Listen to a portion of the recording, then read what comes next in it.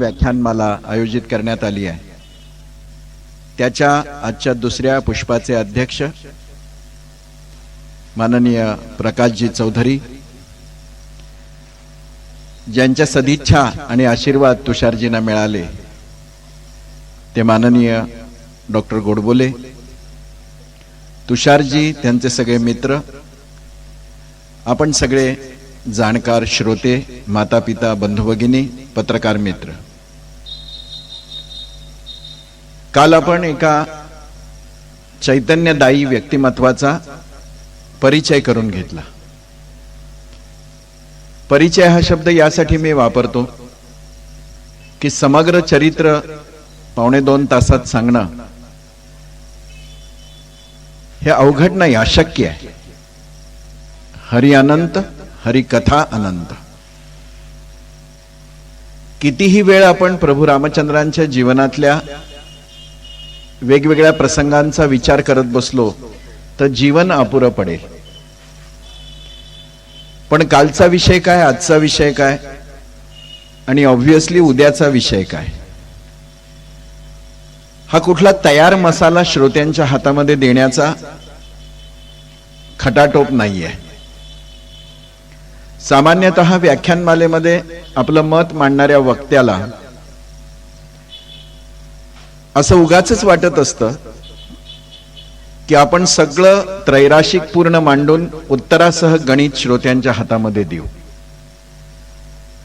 आम्ही मानसशास्त्राचे विद्यार्थी या प्रकारच्या प्रक्रियेला ज्ञानामधला गतिरोध मानतो। करायचं काय असतं अशा पब्लिक मीटिंग्स मधून, तर वेगवेगळे मुद्दे ट्रिगर करायचे असतात। त्याला ब्रेन स्टॉर्मिंग असा एक शब्द आहे। एक दृष्टिकोन जो आपल्या जवळ आहे असं श्रोत्याला, वक्त्याला वाटतं, तो त्यांनी श्रोत्याला द्यायचा।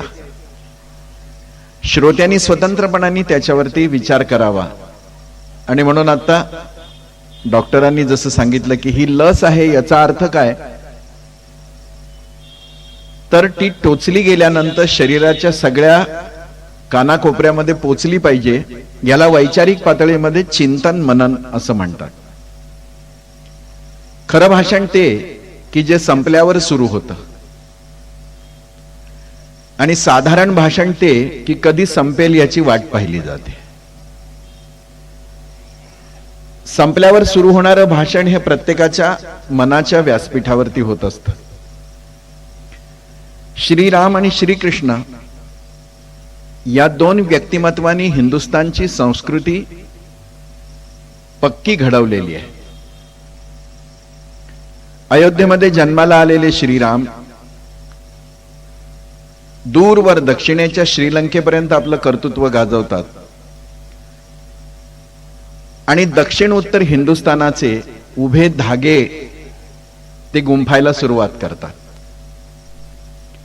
मथुरेच्या कारागृहात जन्माला आलेले श्रीकृष्ण थेट मणिपूर पर्यंत आणि आपल्या जीवनाचा अंत प्रभास पट्टण मध्ये होईपर्यंत, प्रभास क्षेत्री होईपर्यंत या देशाच्या पूर्व पश्चिम सीमांमध्ये आपल्या चरित्राचे धागे गुंफतात।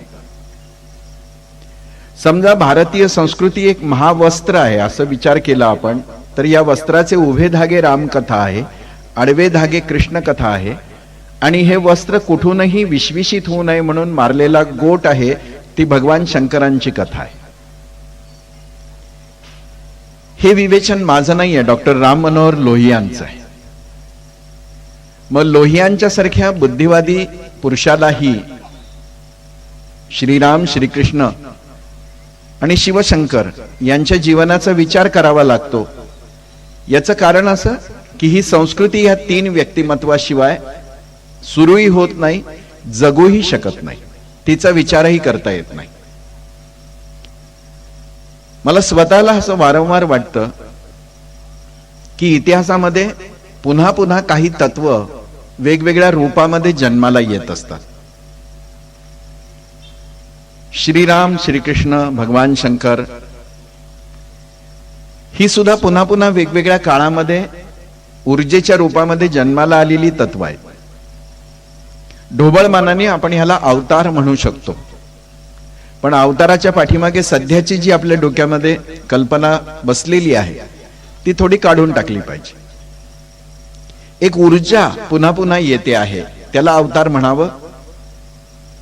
आणि मग असा इतिहासाचा धांडोळा घेतला की आपल्या लक्षात येतं की केवळ आपल्या स्वतःच्या जीवन काळामध्ये श्रीरामांनी श्रीकृष्णांनी या संस्कृतीचे तानेबाने गुंफलेले आहेत असंच नाही, तर त्यांच्या विचाराची ऊर्जा पुन्हा पुन्हा वेगवेगळ्या व्यक्तिमत्वातून प्रकट झाली आणि तिने हे सांस्कृतिक महावस्त्र भक्कम केलं. पण या सगळ्या व्यक्तिमत्वांच्याकडे केवळ पूजनीयतेच्या दृष्टिकोनातून बघण्यात आपण बरीच शतकं वाया घालवली. घडायला काय पाहिजे होतं? मधला गुलामीचा काळ होता, त्यामुळेही असू शकतं. संत म्हणतात तसं मनुष्य स्वभावता भजनशील असल्यामुळं त्याला एक आराध्य काहीतरी कायम लागतं, त्याचा तो शोध घेत असतो. ते या व्यक्तित्वात सापडल्यामुळं आमच्या सगळ्यांच्या हातून एक गडबड झाली की आम्ही श्रीरामांना आणि श्रीकृष्णांना मंदिरामध्ये बसवलं. ते मंदिरामध्ये बसण्याच्या योग्यतेचे आहेत की नाही? 1000% आहे. त्यांना देव, ईश्वर, परमेश्वर, परमतत्व म्हणावं की म्हणू नये? 1,000,00,000% म्हणावं. पण हे कशासाठी म्हणायचं? तर ज्या तऱ्हेचं अलौकिक कार्य त्यांनी माणूस म्हणून केलं त्याची गरिमा वाढवण्यासाठी म्हणायचं. म्हणजे कुणालाही आपण एखाद्याला कौतुकाने म्हणत असताना, जसं आता तुषारजींचं वर्णन केलं गेलं इथे, तडफदार लोकप्रतिनिधी. तडफदार काय? दोन्ही हातात तलवारी किंवा दांडपट्टी घेऊन ते कायम 24 तास थोडेच फिरतात. पण तडफदार ही उपाधी आपण त्यांना देतो तेव्हा हेतू हा आहे की नागरिकांच्या प्रश्नाविषयी प्रसंग आला तर ते रस्त्यावरती उतरू शकतात. तसं एखाद्याला देव, एखाद्याला भगवंत, एखाद्याला ईश्वर ही हिंदू मानसिकतेमधली परमोच्च उपाधी आहे. ती देण्याचा मोह सगळ्यांना होणं स्वाभाविक आहे. पण हळूहळू कालगतीमध्ये तीच पक्की झाली तर जे घोटाळे होतात ते भारतीय समाजात झाले. म्हणजे श्रीरामांसारखं आणि श्रीकृष्णासारखं एकही व्यक्तिमत्व जगाच्या दुसऱ्या कोणत्याही देशात नाही, तरीही ते सगळे देश आपल्यापेक्षा यशस्वी झाले. राजकीय दृष्ट्या यशस्वी झाले, वैज्ञानिक दृष्टीने यशस्वी झाले, साहित्याच्या दृष्टीने यशस्वी झाले, नाट्य, संगीत, कला या क्षेत्रामध्ये यशस्वी झाले, भौतिक प्रगतीच्या औद्योगिक क्षेत्राच्या दृष्टीने यशस्वी झाले. आणि मग राम कृष्ण यांच्यासारखी विभूतिमत्व असणारा आपला देश मात्र त्या मानाने पिछडा का राहिला? याचं एक मानसशास्त्रीय कारण असं आहे की आम्ही त्यांना ईश्वर म्हटलं आणि देवळात बसवलं. मी या दोघांच्याही वतीनं आपल्याला छाती ठोकपणे सांगू इच्छितो की त्यांचा जीव आता मंदिरांमध्ये गुदमरून गेलेला आहे. त्यांना तिथून बाहेर काढलं पाहिजे. मग एकदा देवत्व दिल्यानंतर नाना तऱ्हेच्या कथा त्यांच्याशी जोडण्याचा मोह होतोच आणि त्या कथा हळूहळू चमत्काराकडे जातात आणि चमत्कार माणसाला पुरुषार्थी बनवू शकत नाही. अमृत मंथन कशाचं आहे?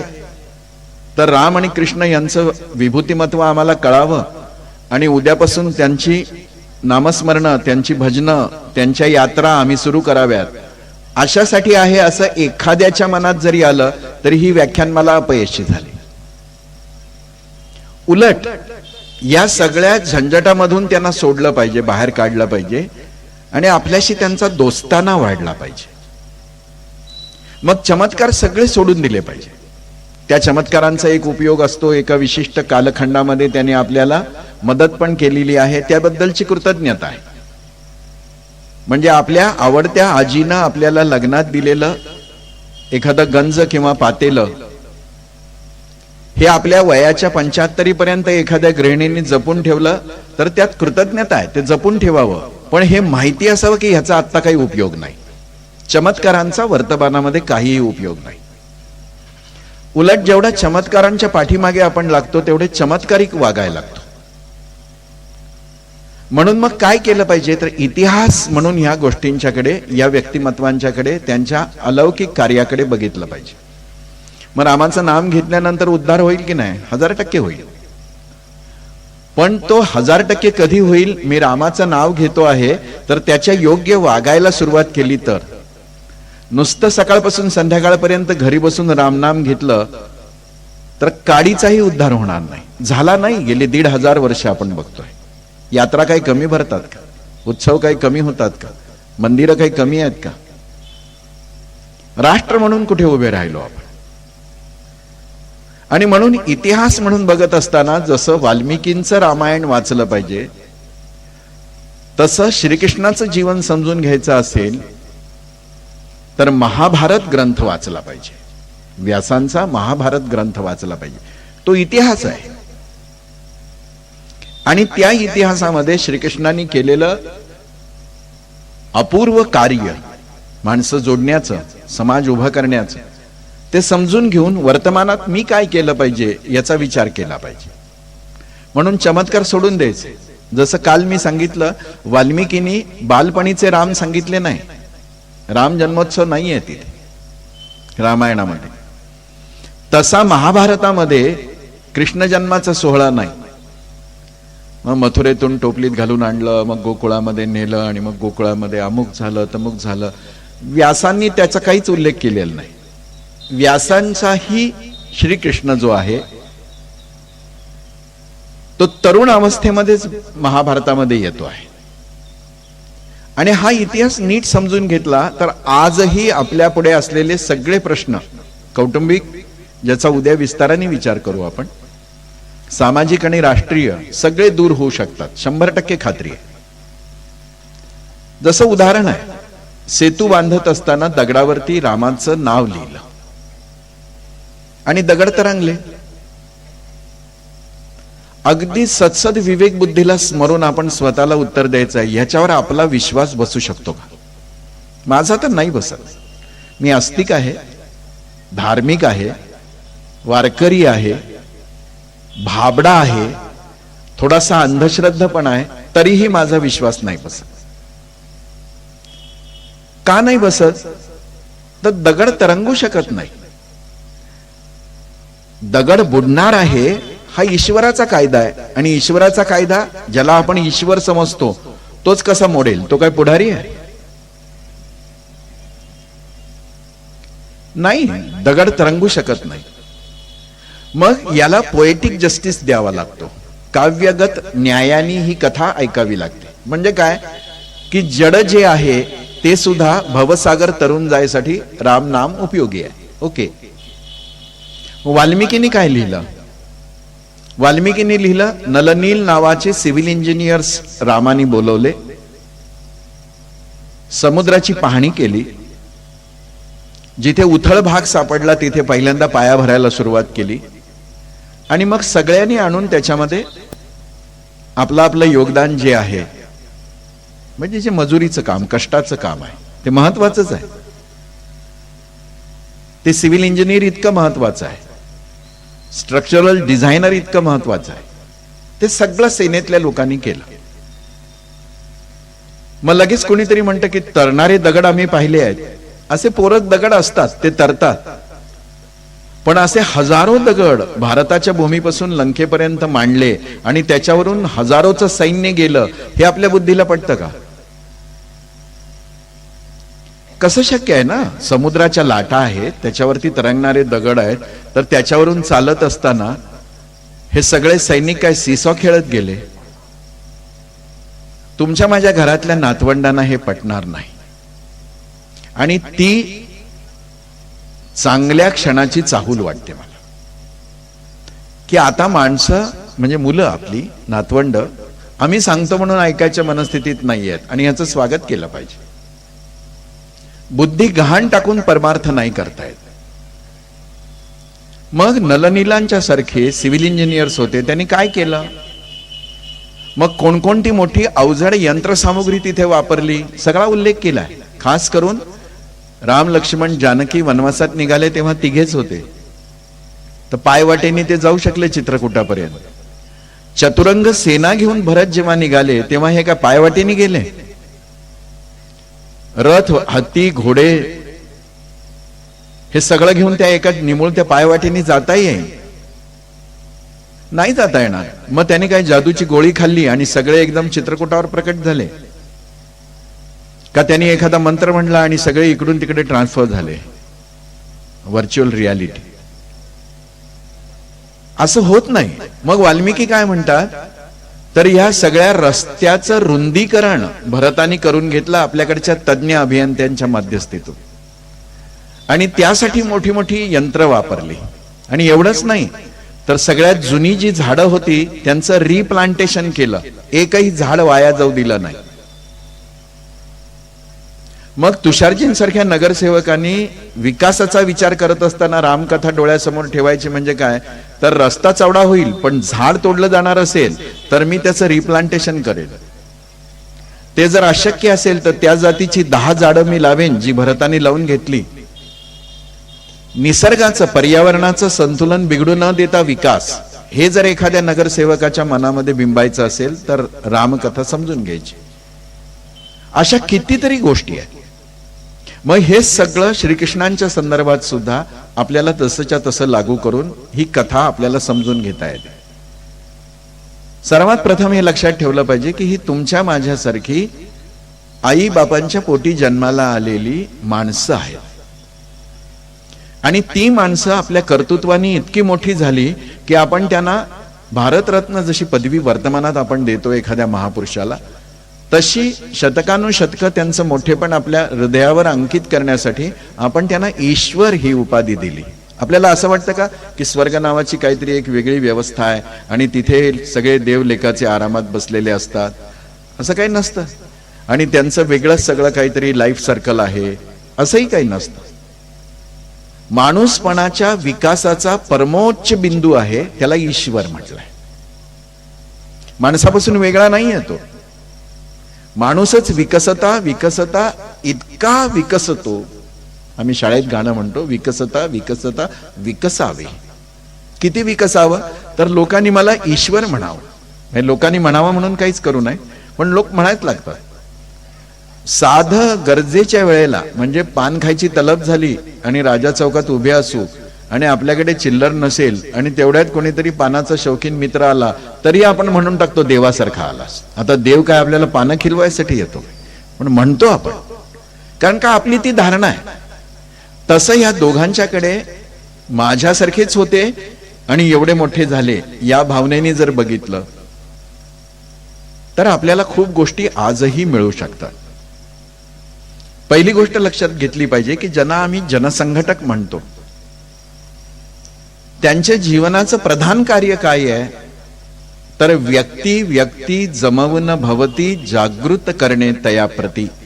मंत्र छोटा तंत्र सोपे परी यशस्वी ठरले ते, रीत साधी शिस्त बांधी कार्य व्यापक उभविते. माणसं माणसं जवळ जोडली पाहिजे. कोणतंही महत् कार्य व्हायचं असेल ना तर ते पैशानी होतं अशातला भाग नाही. पैसे लागतात पण माणसं लागतात.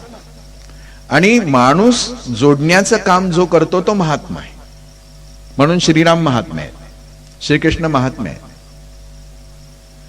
आणि मग ह्या दोघांचं हे सगळं कौशल्य आणखी एका व्यक्तित्वात आपल्याला इतिहासात दिसतं, ते आर्य चाणक्यामध्ये. रामांसारखाच विचार, कृष्णासारख्या सगळ्या युक्त्या प्रयुक्त्या, एक राज्यशास्त्र मांडलं आणि प्रत्येक ठिकाणी त्यांनी हे जाणवून दिलं की मी हे सगळं रामाच्या आणि कृष्णाच्या कथेतून घेतोय, चरित्रातून घेतोय. पण त्यानंतर 2000-2500 वर्ष या देशाला वाट पाहावी लागली की ह्यांच्याकडून काही शिकायचं आहे अशी बुद्धी असणारा एक महापुरुष जन्माला येण्यासाठी. आणि चाणक्यानंतर तो आला छत्रपती शिवाजी महाराजांच्या रूपात. आणि त्यांच्या समकालीन संत होऊन गेले समर्थ रामदास. रामदासांनी रामकथा सांगितली, पण रामकथा सांगत असताना उपासना हनुमंताची दिली. काय घडवायचं होतं त्यांना, म्हणजे रामकथा सांगितलेलीच आहे, रामाची उपासनाही सांगितलेली आहे, पण आदर्श म्हणून डोळ्यासमोर काय ठेवलं, तरुणांच्या तर बलवान हनुमान ठेवले. का, तर अशी शक्ती मिळाली नाही तर रामकथा ऐकण्याचा अधिकारच येत नाही. रामकथा ही काही दुबळ्यांची गोष्ट नाही. कृष्णकथा दुबळ्या आणि भ्रमिष्ठांची कथा अजिबात नाही. भाबड्या आणि भंपकाची तर मुळीच नाही. मग हे श्रीकृष्णाचं तत्व जे आहे ते एकदा शिवाजी महाराज आणि समर्थ, त्यानंतर हिंदुस्थानला वाट बघावी लागली स्वातंत्र्यवीर विनायक दामोदर सावरकर जन्मायचे. सावरकरांनी रामकथा सांगितली, कृष्णकथा सांगितली, शिवकथाही सांगितली. आणि ह्या प्रत्येक महापुरुषांनी काय केलंय तर आपल्या आधी इतिहासामध्ये होऊन गेलेल्या आपल्यासारख्याच ऊर्जेला एका धाग्यामध्ये गुंफलंय. कृष्णाने रामतत्व गुंफलंय, चाणक्याने राम आणि कृष्ण तत्व गुंफलं, पुढे झालेल्या छत्रपती शिवाजी महाराजांनी राम, कृष्ण आणि चाणक्याचं तत्व गुंफलं, सावरकरांनी या सगळ्यांना गुंफलं समर्थांसह. सगळ्यांचा हेतू काय आहे तर आम्हाला लोकांवर संस्कार करून लोकांना जवळ घ्यायचं आहे. किरकोळ स्वार्थासाठी नाही, वैयक्तिक लाभासाठी नाही, तर आम्हाला संपूर्ण देश परम वैभवाला घेऊन जायचं आहे. पण मग यासाठी कर्तृत्वाकडे लक्ष दिलं पाहिजे, देवत्वाकडे कमी लक्ष गेलं तरी चालेल. संपूर्ण हिंदुस्थान कुणा एकामुळे बलवान झाला असा जेव्हा प्रश्न विचारला जातो तेव्हा श्रीकृष्ण या जनसंघटकाचंच नाव घ्यावं लागतं. नुसता बलवान नाही, अपराजेय. आपण इतिहास म्हणून बघायला लागलो की हे सगळं सापडतं, हे तिथे आहेच. महाभारतीय युद्ध झाल्यानंतर एक नाही, दोन नाही, 4000 वर्ष या देशाला खंडित करण्याची हिंमत कुठल्या शत्रूंनी दाखवली नाही. काय फोर्स असेल ना विचारांचा, काय एनर्जी असेल ऍक्टिव्हिटीची, केवढं कुशल संघटन असेल, हे आपोआप घडतं का? 4000 वर्ष. चाणक्याने चंद्रगुप्ताच्या माध्यमातून एक कॉन्स्टिट्यूशन दिली. 300 वर्ष मौर्य समाजाचं राज्य या देशावरती राहिलं. अखंड हिंदुस्थानवर त्यांचे आज्ञा चालत असत. काय विचाराची ताकद असेल.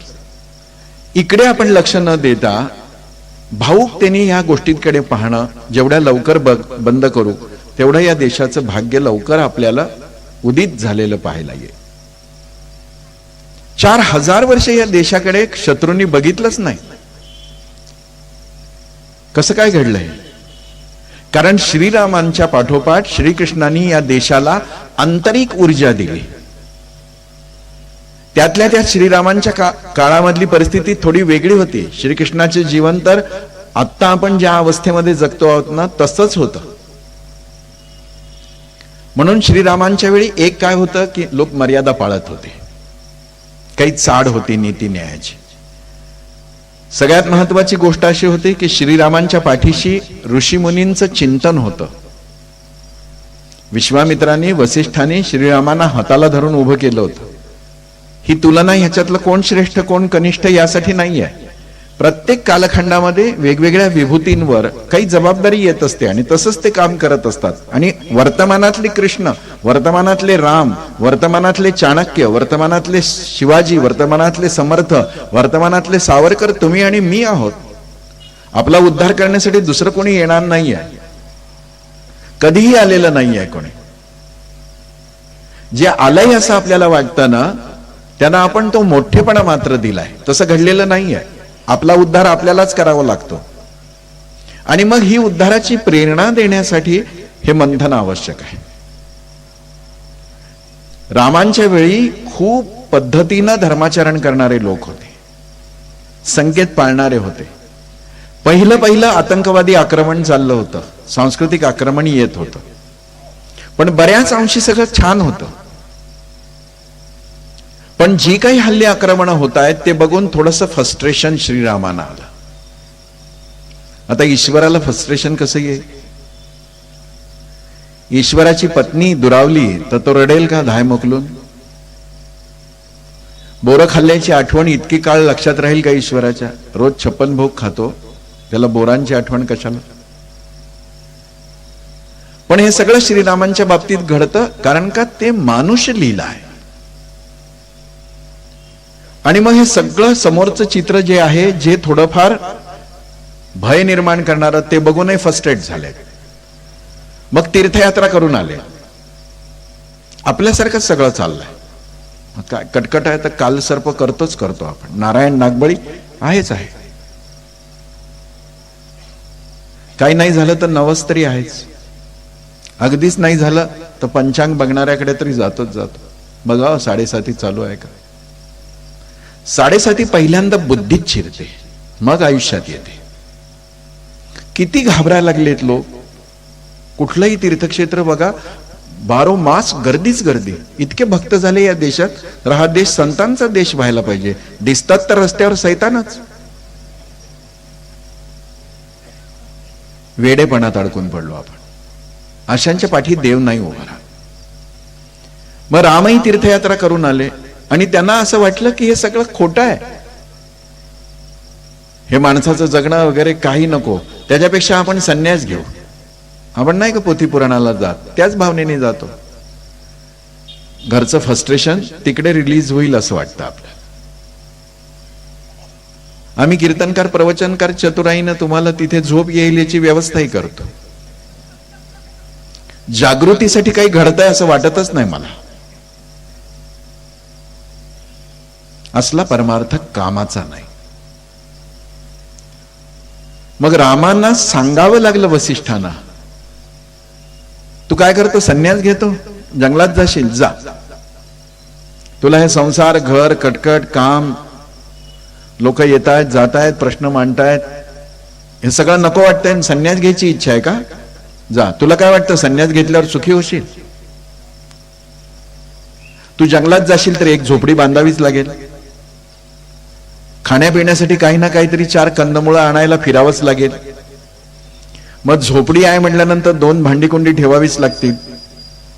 मग रामा हे लक्षात घे, जंगलात जाऊन झोपडीत राहण्याने संन्यस्त होतं हे खरं नाही.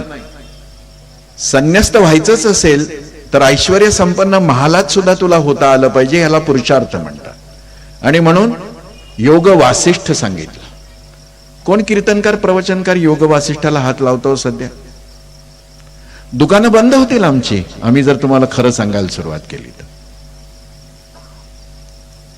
मग योग वासिष्ठ सांगितल्यानंतर रामाना निक्षून सांगितलं की तुला कितीही वाटत असलं तरी तुला हे करावंच लागेल. तुला प्रपंच करावं लागेल, लोकांची कामं करावी लागतील, कष्ट सहन करावं लागेल, परिश्रमाला सामोरं जावं लागेल, समस्यांना तोंड द्यावं लागेल. माणूस आहेस ना तू काय असं इकडून तिकडे एकदम मनात आलं की गेला, मग टाळी वाजवली की अप्सरा आल्या, आता थोडा नाच होऊ द्या म्हटला, नाच झाला. तुला परवानगी नाहीये. ते जे सगळे डेप्युटेशनवर वर गेलेले आहेत ना, त्यांना परवानगी आहे. माणसाला स्वतःच्या परिश्रमाने स्वर्ग निर्माण करायचं. आणि मग सांगितलं अंतस्त्यागी बहिस्संगी लोके विहर राघवा. तू आत विरक्त हो, पण बाहेर मात्र सगळ्या लोकांच्या बरोबर ये. हे सूत्र जनसंघटक कृष्णाच्या जीवनामध्ये दिसतं. आणि विपरीत काळामध्ये कृष्णाने हे करून दाखवलं. थोडी एक नुसतं दृष्टिक्षेप टाका बरं. भगवान श्रीकृष्ण ज्या कालखंडामध्ये जन्माला आले त्या कालखंडामध्ये काय होतं? आता आपण बरे वागतोय इतकं मर्यादा सोडून वागणारा समाज होता. पॉलिटिकली डिस्टर्ब, नॅशनल इंटेग्रिटी औषधाला नव्हती. अधमतेच्या नीचतम पातळीवरती समाज गेला होता. अजून बरं आहे, अजून संसदेमध्ये एखाद्या महिलेचं वस्त्र ओढलंय असा प्रसंग घडत नाहीये. माईकची फेकाफेकी करतील, खुर्च्या फेकतील, आरडाओरडा करतील, मध्ये वेलमध्ये येऊन घोषणा देतील, पण एखाद्या स्त्रीचं वस्त्रहरणच केलंय असं नाही घडलं कृष्णाच्या वेळी. इतका अधपतित समाज होता. आणि एवढाच नुसता अधपतित होता असं नाही, तर अधपतनाचं प्रतीक ठरणारे लोक वेगवेगळ्या ठिकाणी सत्तेवरती होते. कंस कोण आहे? आपल्याला मधल्या काळामध्ये आणखीन एक लाडकी सवय लागलेली आहे की सत्तेसाठी आपल्या आप्त स्वकीयांची हत्या करणं आमच्या आर्यांच्या हिंदूंच्या रक्तात नाही, ते आम्ही मुसलमानी राजवटीकडून शिकलो. दादांत खोट आहे, दादांत खोट आहे. सत्ता पिपासू हिंदू आहे का मुसलमान आहे, भारतीय आहे का अभारतीय, याला काही अर्थ नसतो. तो समान पातळीवर बदमाश असतो. कंसाने काय केलं? बापालाच कारागृहात टाकलं ना. तेव्हा इस्लाम जगामध्ये नव्हता, पण मग कुठून शिकला? मग खरं तर इस्लामी लोकांनी म्हणलं पाहिजे आमच्या राजे राजवाड्यांनी कंसाकडून ही शिक्षा घेतली. कंस कसा आहे? बापालाच तुरुंगात टाकलं, उग्रसेनाला तुरुंगात टाकलं. म्हणजे बापाला कारागृहामध्ये डांबून सत्ता हस्तगत करणारा कंस त्यावेळी मथुरेमध्ये राजा आहे. कृष्ण ज्यावेळेस अवतार घेत आहेत, म्हणा अवतार हा शब्द तुम्हाला आवडत असेल तर जरूर वापरा. पण त्याच वेळी दुसरी गोष्ट काय की भावाचं राज्य हडप करणारा धृतराष्ट्र कोण आहे? सख्या भावाचं.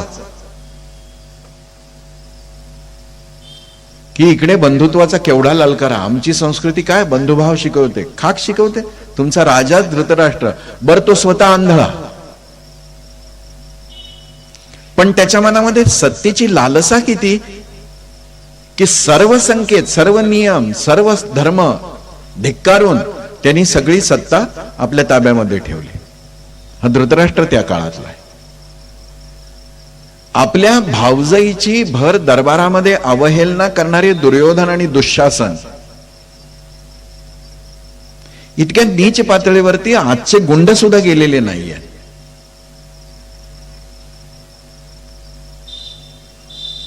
द्रौपदी शरीर धर्माने ग्रस्त आहे, एक वस्त्र आहे, अडचणीचा काळ आहे त्याचा. ती सांगते आहे की मी आता अस्पर्श आहे, आणि तरी दुर्योधन दुःशासन तिला ओढत दरबारामध्ये आणताय. कृष्णाच्या काळाची अवस्था आहे. युधिष्ठिरासारख्या धर्म मानणाऱ्या सरळ मार्गी सात्विक काय सद्भावी अशा व्यक्तिमत्वाला सुद्धा जुगार खेळायची इच्छा होते. द्यूत म्हणजे काय? म्हणजे आपण जसे आता लॉटरी खरेदी करतो, आंशिक युधिष्ठिर आहोतच आपण.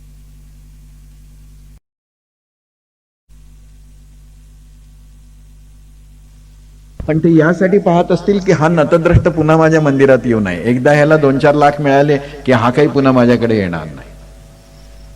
पण युधिष्ठिराला असं का वाटलं की द्यूत खेळावा? बुद्धी नव्हती? म्हणजे सरळ मार्गी असण्याचा अर्थ निर्बुद्ध असणं आहे काय? पण खेळला. बरं खेळला ते खेळला, उचकवल्यावरती बायकोपणाला लावली. असल्या धार्मिकतेपेक्षा अधार्मिकता परवडली.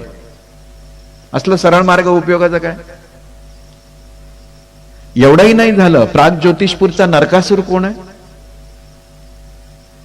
त्यांनी तर हिंदुस्थानामधल्या सुंदर सुंदर मुलींना अपहृत केलं, किडनॅप केलं. 16 सहस्र, आणि स्वतःच्या कारागृहात डांबला. नरकासुराला काही उपभोग घ्यायचा होता का इतक्या मुलींचा? फ्लॅश ट्रेडिंग करतोय तो विकतोय या मुली. किती विकृती आहे. मग हा 100 राजांचा बळी मी देईन आणि मी सार्वभौम होईन असा विचार करणारा जरासंध कोण आहे? अजून तरी आपल्याकडे आत्ता कलियुगात असं कोणी दिसत नाहीये. आणि 86-87 राजे पकडलेले आहेत. 100 झाले की बळी देणार आहे तो. प्रजेचं प्रत्येक ठिकाणी शोषण करणारा, प्रजेला पिळणारा, प्रजेवर अन्याय करणारा, प्रजेचं वित्त, प्रजेचं सगळं स्वास्थ्य शक्य आहे त्या मार्गाने हिरावून घेणारा शिशुपाल आणि शाल्व, हे सगळे हिंदुस्थानामध्ये वेगवेगळ्या ठिकाणी सत्तेवरती बसलेले आहे. म्हणजे एक त्याची अगदी मिनिएचर रूप आता आपल्याला संसदेमध्ये दिसतं, मंत्रिमंडळात. यांचा अंश आहे त्यात. पण अंश आहे तरी इतके हैराण झालो आपण. हे पूर्ण रूपाने सगळे होते. बरं, एका बाजूला या पद्धतीची अनिती सत्तासीन झालेली आहे. दुसऱ्या बाजूला एका देशाचं पॉलिटिकल रूप काय होतं? What was the scenario, political scenario of that time? भयानक होतं, भयानक. इकडची पॉलिटिकल सिस्टीम काय होती आपली? तर 2 प्रकारची राज्य असत. एक राजाधीन, म्हणजे जिथे राजा सार्वभौम होता, विष्णूचा अवतार समजला जायचा. मग त्याच्या पोटी जन्माला आलेल्या ज्येष्ठ मुलाला राज्य दिलं जायचं. असं एक राजाधीन चित्र आहे. की जिकडे व्यवस्था, प्रशासनिक व्यवस्था सगळी या पद्धतीची आहे. आणि दुसरं होतं गणाधीन,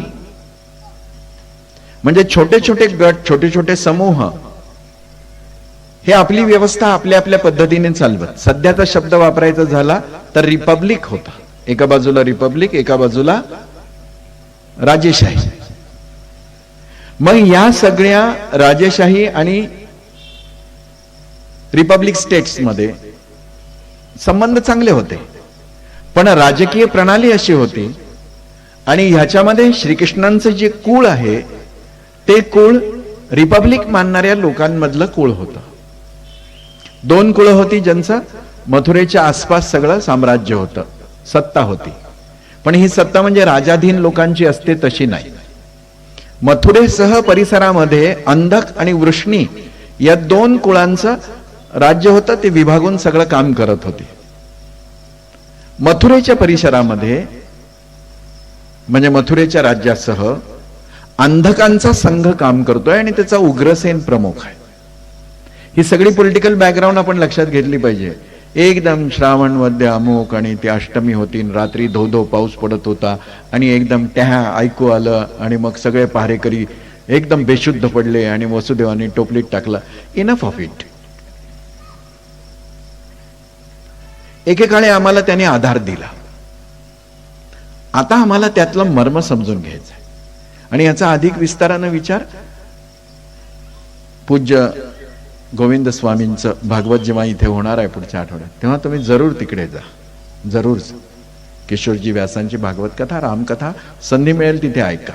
त्यांच्या अन्नछत्रामध्ये सापडलेले 4-2 शीत घेऊनच मी फिरतोय सगळीकडे. सगळं त्याला आपल्याला जास्त स्पष्ट होईल.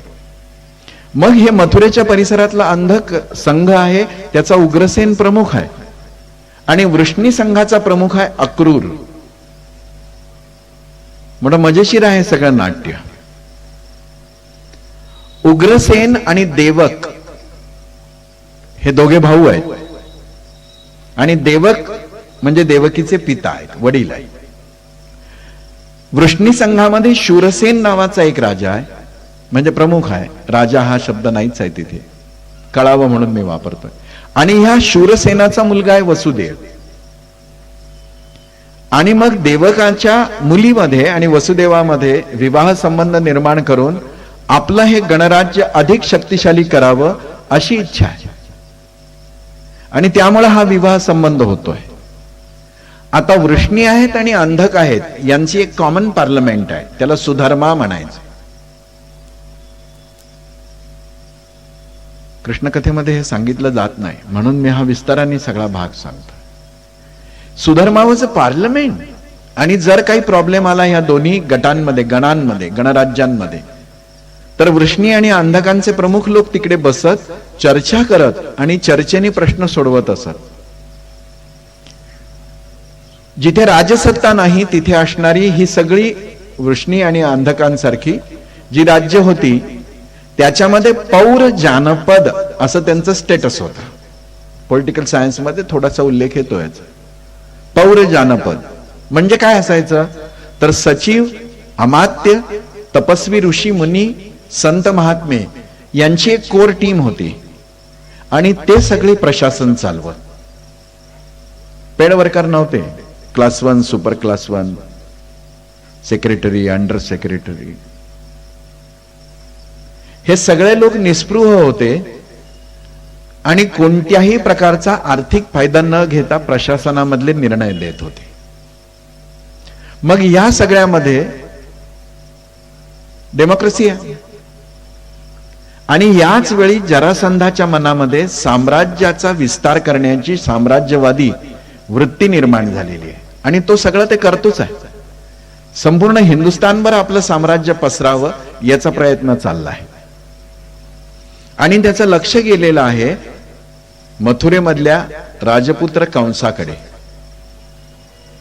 आणि मग या कंसाला आपल्या ताब्यामध्ये घेण्यासाठी आपल्या 2 मुली एका वेळी कंसाला दिल्यात, म्हणजे कंसाशी त्यांचं लग्न केलंय. आणि मग मुलीच त्या घरामध्ये गेल्यानंतर त्या मुलींनी सुद्धा कंसाभोवती गारुड घातलं आणि आपल्या बापाशी त्याचं संधान बांधून दिलं, जास्त निकट. त्यावेळेपासून लक्षात ठेवण्याजोगा हा विषय आहे की कुठल्याही नवऱ्याने मुलीच्या माहेरच्या लोकांचं फार ऐकू नये, गडबड होते. आणि माहेरच्या लोकांनी पण लक्षात ठेवावं की मुलगी एकदा लग्न होऊन गेली की तिच्या सौख्याच्या आणि सुरक्षिततेकडे आपलं लक्ष असावं. त्यांच्या रोजच्या जीवनात सल्ले देण्याचा प्रयत्न कधीच करू नये. Over communication is a problem असं म्हटलंय.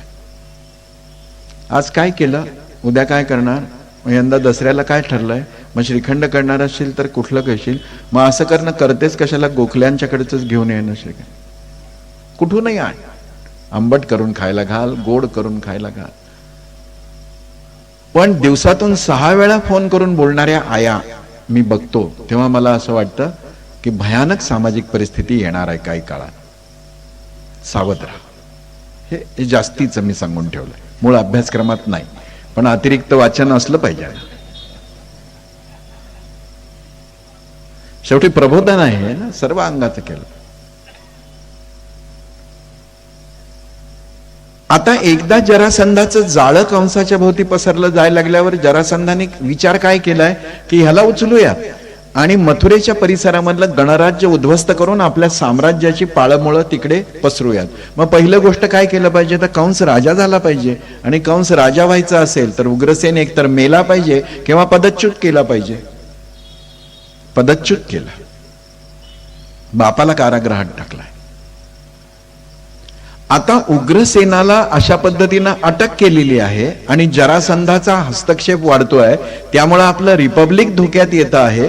अशी जाणीव ज्या चांगल्या लोकांना झाली त्यांचा नेता आहे वसुदेव. म्हणून वसुदेवाला देवकी देण्याच्या बाबतीत कंसाचा विरोध आहे, कारण का तो पॉलिटिकली रायव्हल आहे आपला, तो आपल्या स्वार्थाच्या आड येतोय. पण याच वेळी त्याचा अक्रूराशी जमत आहे. तोही गणराज्याचाच आहे, एका गणाचा प्रमुख आहे, आणि तरीही अक्रूराशी का जमत आहे, तर अक्रूर हा धोरणी राजकारणी आहे. म्हणजे आमच्याकडे पश्चिम महाराष्ट्रात एक म्हण वापरतात, खोबरं तिकडे चांग भलं. म्हणजे जिकडे खोबरं आहे ना तिकडे जाऊन चांग भलं म्हणायचं. आज हे ते रातोरात पक्षांमध्ये बदल करून पुन्हा पडलो तरी नाकवर म्हणणारे जे यशस्वी राजकारणी आहेत ना, ते ह्या लायकीचे आहेत. कालपर्यंत दुसऱ्याच्याच तंबूत तिथे अगदी बेल भंडारा उचलून आणा भाका, आणि रात्री तिकडे अक्रूर त्यांचा कुलपुरुष आहे. म्हणजे ह्या उड्या मारणाऱ्या राजकीय लोकांनी त्यांच्या घरात अक्रूराचा फोटो ठेवावा. अक्रूर स्वार्थी पण आहे,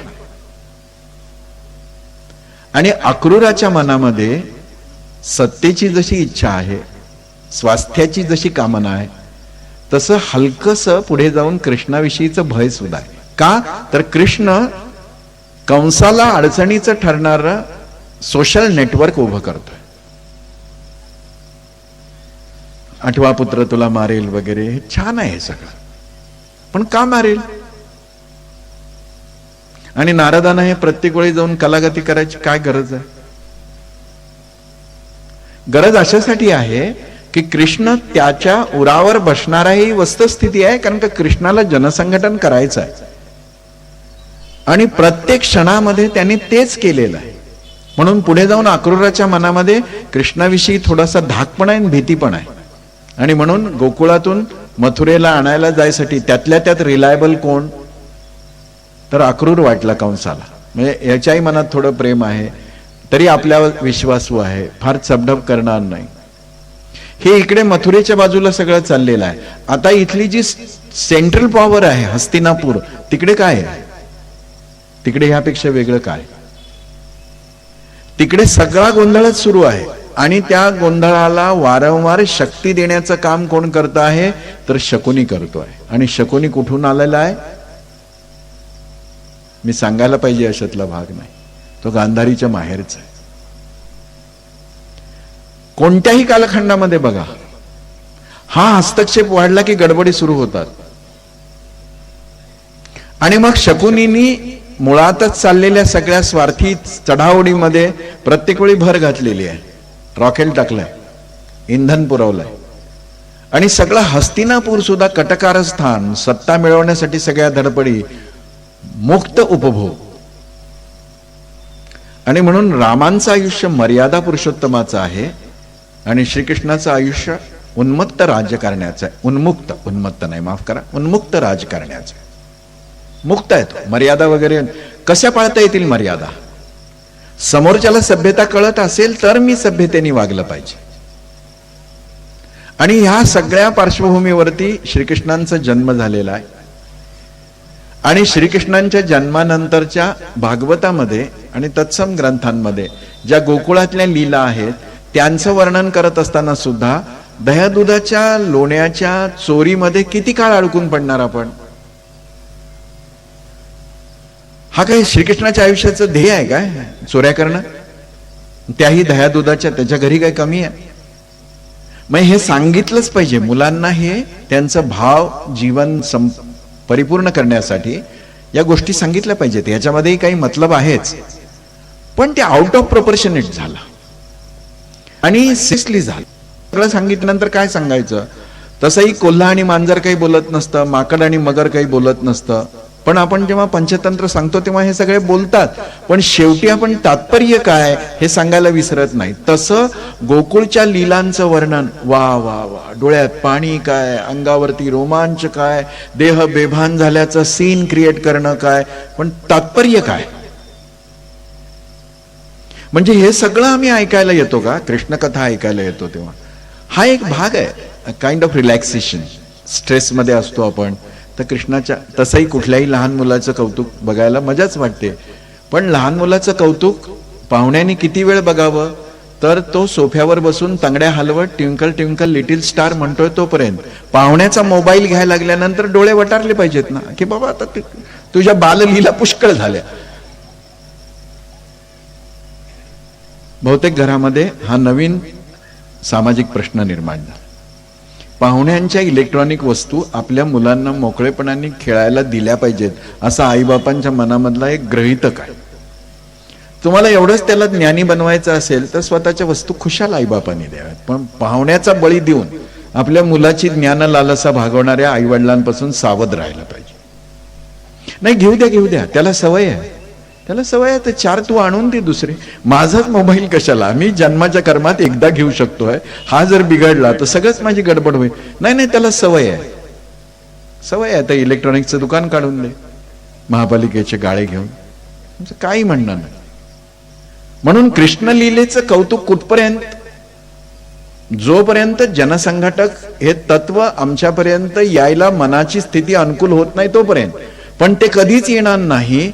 आणि मग द्रौपदीची वाट, गवळणींची वाट कशी अडवली, बासरी वाजवल्यानंतर गाई गुरं किती वेळ कान टवकारून बघत होते, पुष्कळ झालंय. आता त्यातलं मर्म समजून घेतलं पाहिजे की गोकुळामधल्या 11-12 वर्षाच्या आयुष्यामध्ये एका लहानग्याच्या जीवनामध्ये जनसंघटकाची कोणकोणती लक्षणं आपल्याला दिसतात. एक सुंदर प्रश्न विचारलाय एकदा यशोदेनी की कृष्णा, तू रोज बाहेर जातो मित्रांबरोबर खेळताना, तर कुठेही दगडात काट्याकुट्यात खेळतो, तर पायात काहीतरी घाल. कृष्ण पायात काही घालत नाही. मग ते म्हणते की अरे आज सण आहे, वार आहे, तुझा हॅपी बर्थडे आहे, तर चांगले कपडे घाल. कृष्णाने कधी काय नाही. की ठीक आहे, केस ती विंचर. कृष्णाने नाही विंचरले. म्हणजे विंचले नाही म्हणजे नव्हत्या, बऱ्याच होत्या, त्या छान होत्या आणि खूप वर्षा त्या नाजूक असतील मऊ मऊ. पण श्रीकृष्णाने पायात कधी घातलं नाही, चांगले कपडे कधी घातले नाही, स्वतःची केशभूषण नीट केलेली नाही. इतरांच्या पेक्षा थोडं सुद्धा आपण वेगळं दिसता कामा नये याची दक्षता घेतली आहे. आणि आईला उत्तर दिलेलं आहे की आई, मी मित्रांमध्ये जेव्हा खेळतो ना तेव्हा मित्र मग मला जवळ नाही घेणार, माझ्या अंगावर चांगले कपडे आणि त्यांच्या अंगावर फाटके कपडे. मी जर मित्रांच्या मध्ये, बघा काय बोलतायत, एक जनसंघटक मूल लहानपणी विचार काय करतं. आणि यशोदेचं क्रेडिट हे की यशोदेने मारून मुटकून त्याला चांगले कपडे घातले नाही. म्हणजे पाहुणे येणार आहेत त्यांच्यासमोर उघडा, त्यांच्या समोर उघडा. पाहुणे लहान असताना उघडे राहतच होते. त्यांच्या समोर लहान मूल उघडं नाही राहणार तर काय होणार? म्हणजे इकडे 46-47 डिग्री काय एप्रिल मे मधला अमरावतीतला उन्हाळा आणि पाहुणे येणार तर पोराला कपडे त्याच जीनच्या पॅन्टात, दुसऱ्या घेतच नाही आपण हल्ली. कारण का आपल्याला एवढ्या 6व्या वेतन आयोगाचा पगार मिळतो तर चांगलेच कपडे, म्हणजे अंगभर जाडे जाडे महागडे आणि आरोग्याला हानिकारक कपडे घातलेच पाहिजे. यशोदेने कधीही कंपल्शन केलं नाही. माझा मुद्दा आहे तो हा की ज्याला जनसंघटन करायचं आहे त्याला 4 लोकांमध्ये आपण त्यांच्यापैकीच एक आहोत असं वाटलं पाहिजे, असंच जगता आलं पाहिजे. ज्ञानेश्वर महाराजांनी याच्यासाठी सुंदर ओवी सांगितली. मार्गाधारे वर्तावे, विश्व मोहरे लावावे, अलौकिक नोहावे लोकाप्रती. मी अशा पद्धतीनंच जगलं पाहिजे की माझ्याशी कोणीही सहज संपर्क केला पाहिजे. मी अशा तऱ्हेनंच लोकांशी बोललं पाहिजे की हा माझ्या जवळचा आहे, हा माझा घरचा आहे, हा माझा मित्र आहे, याच्याकडे मी माझं मन मोकळं करू शकतो, असा विश्वास सामान्यातल्या सामान्य माणसाच्या मनात निर्माण झाला पाहिजे. बघा कसं पाझरत येतं. शिवाजी महाराज बहुसंख्य सामान्य माणसाशी संपर्क साधू शकले याचं कारण काय होतं? सहजतेने मीडिया पर्सन बरोबर घेऊन झोपडीत भाकरी खात बसले असं का नाही झालं. ते सहजतेने गरीबाच्या घरात जात आणि गरीबाच्या घरात जात असताना तिथल्या व्यवस्थेनुसार जगलं पाहिजे. तिथं जे आहे तसंच. माझ्यासाठी स्वतः हल्ली राजकीय पक्षाच्या कार्यकर्त्यामध्ये सुद्धा गव्हर्नमेंट रेस्ट हाऊस किंवा 5 स्टार हॉटेलमध्ये राहण्याची जी चटक लागली आहे ऍट द अदर्स कॉस्ट, जनतेच्या पैशानी, ही हानिकारक आहे. तुम्ही राजकीय पक्षाचे कार्यकर्ते आहात, पदाधिकारी आहात, मंत्री आहात, आमदार आहात, म्हणजे काय जनतेवर मेहरबानी करता का? तुम्हाला 4 कार्यकर्त्यांसारखं 4 कार्यकर्त्यांच्या घरामध्ये जाऊन राहता येत नाही का? मग रेस्ट हाऊसवर राहायचं, मग बोलवायचं, मग लोकांनी दारात रांगा धरायच्या. हे अर्ध्या हळकुंडाने पिवळे होणारे राजकीय लोक आहेत. शिवाजी महाराजांना हे करावं लागलं नाही, श्रीकृष्णाला करावं लागलं नाही, त्रिभुवनाचा स्वामी ठरलेल्या रामाला करावं लागलं नाही. हे जे रातोरात काळ्या पैशाच्या जोरावर मोठे होणारे लोक आहेत ना, ते सगळं अशा पद्धतीचं एक अभद्र सांस्कृतिक वातावरण सार्वजनिक जीवनात निर्माण करतायत. ते हाणून पाडलं पाहिजे. म्हणून कृष्ण कथा समजून घ्यायची. एकदम नॉर्मल. किती नॉर्मल? तर एवढ्या मोठ्या श्रीमंताच्या घरचा मुलगा जर आपल्या घरी आला तर त्याला दही दुधाचं थोडंसं लालूच दाखवून गवळणी त्याच्याकडून काम करून घेतायत असा एक सुंदर प्रसंग येतो लिहिलेत. मी त्या वर्णनात जाणार नाही. पण यशोदेने किंवा नंदबाबांनी अशी तक्रार केलेली नाहीये. आमचं सोशल स्टेटस तुम्हाला माहिती आहे ना, माझ्या मुलाला काय तुम्ही नाचवता. कोण कोण मित्र आहेत बघा. बोबडं बोलणारा आहे, लुळा आहे, लंगडा आहे, गरीब आहे, ज्यांच्या घरामध्ये चांगले कपडे नाहीत कुणालाही, अशाही घरातला आहे. आणि त्या सगळ्यांना कृष्णाने बरोबर घेतलेला आहे. अगदी लहान वयात जनसंघटक. आणि ह्याचं श्रेय सगळं जातं यशोदा आणि नंदबाबांना. तसल्या मुलात खेळू नको हे वाक्य कधीही त्यांनी उच्चारलेलं नसलं पाहिजे. हे कुठून आलं तुमच्या माझ्यासारख्या पांढरपेशांच्या घरात? तसल्या मुलांबरोबर खेळू नको. तसली मुलं म्हणजे ती पण आपल्यासारख्या चांगल्या मुलांच्या सारखीच जन्माला आलेली आहेत. मग तसली मुलं कुठून आली? माझी आहेत ती, माझ्या समाजाची आहेत, माझा ह्युमन रिसोर्स आहे तो, माझी स्ट्रेंथ आहे. गरिबी आहे, अज्ञान आहे, नाही इलाज आहे, त्यात त्यांचा काय दोष आहे? यशोदेने आणि नंदबाबांनी असं कधी म्हटलं नाही. सर्वात महत्वाची या 11-12 वर्षातली गोष्ट कृष्णाने काय केली? He became one with his friends. कधी नाही. माझ्या मित्रांकडे नाही चपला, मी नाही घालणार. मग आम्हाला आमच्या घरामध्ये कृष्ण तत्व निर्माण करायचं असेल ना, तर दहीहंडीच्या कार्यक्रमात आपला मुलगा सगळ्यात वरती असावा आणि त्याचं व्हिडिओ शूटिंग काढावं यासाठी धडपडण्यापेक्षा तुझ्या मित्रांबरोबर तू त्यांच्यातला एक बनून वाग, हा संस्कार देणं कृष्ण भक्तीमध्ये अधिक आवश्यक आहे.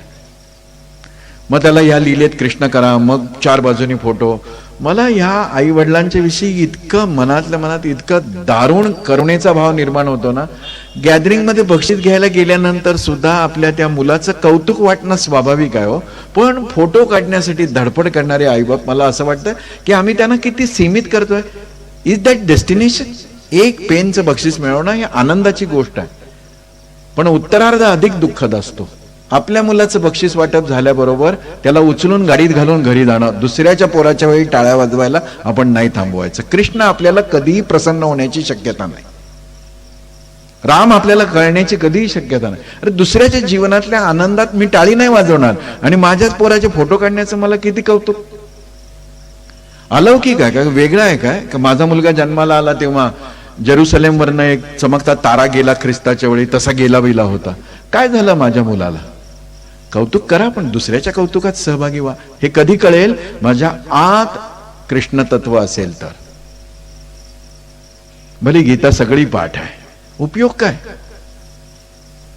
गोस्वामी तुलसीदासांनी असं म्हटलं की पाऊस पडल्यानंतर स्वतःला मिळालेल्या पाण्याने सरोवर आणि नद्या तुडुंब भरून जातात.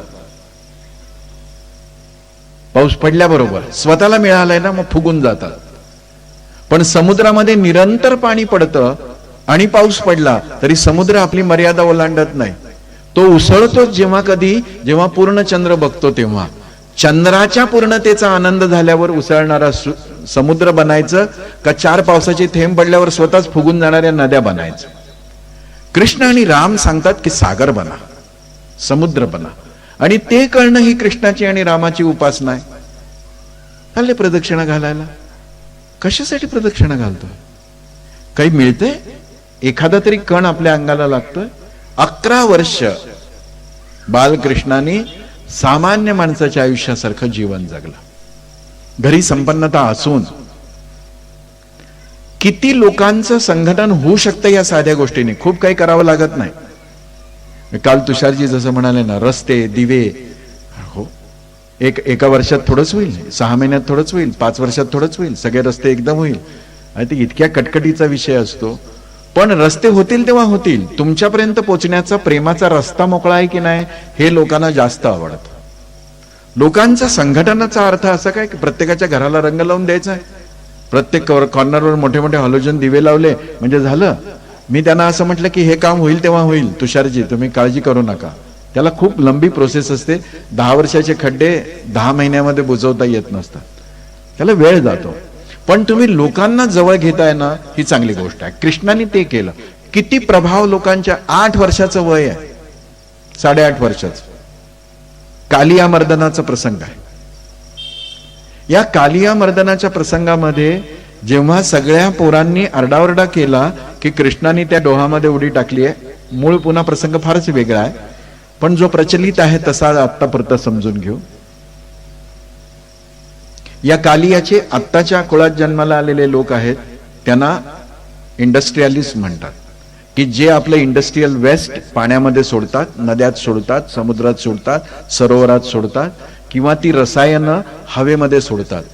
हे पाणी आणि हवा प्रदूषित करणारे सध्याचे जे बेजबाबदार उद्योगपती आहेत, सगळेच इंडस्ट्रियलिस्ट असे नाही, तर ते कालियाच्या कुळातले आहेत. कालियाने तेच केलेलं आहे.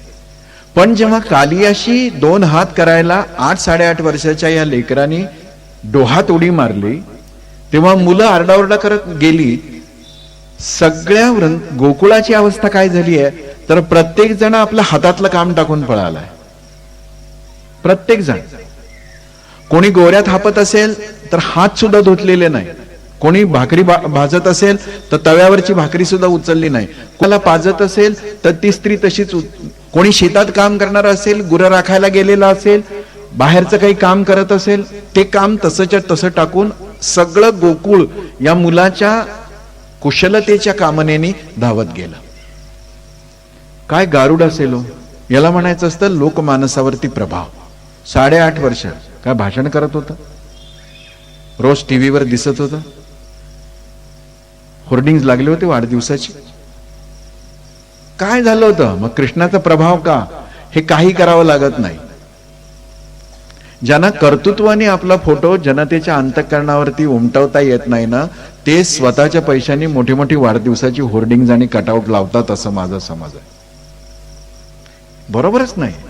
मी जनसामान्यापर्यंत गेलोय ना, तर मला जनसामान्याचा भाव काय, माझ्याशी कसा जोडायचा हे कळलेलं असलं पाहिजे. सगळं आलं. आणि भागवतामध्ये उल्लेख आहे की आश्चर्याची गोष्ट म्हणजे व्यापारी आपला गल्ला सोडून कृष्णाच्या कुशलतेसाठी धावले. जगाच्या पाठीवर पहिल्यांदा घडलं असं की कुठल्याही जन आंदोलनामध्ये व्यापारी गल्ला सोडून निघाले. शटर डाऊन करू शकतात, गल्ला सोडू शकत नाही. प्रॅक्टिकल लेवलवरती वाचायला लागलो ना, तर भागवत असो, महाभारत असो, रामकथा असो, आरसा आहे. पण आपण इतके चतुर आहोत, त्या आरशावर आपल्याला पाहिजे असणारा आवडतं चित्राचा पडदा टाकलाय आणि तेच आपण बघत आलो आहोत. 2000 वर्ष झाली राम आणि कृष्णांना फसवतो आहोत त्यांचं नाव घेऊन. कधीतरी एकदा आपण त्यांना आपलंसं करू ना.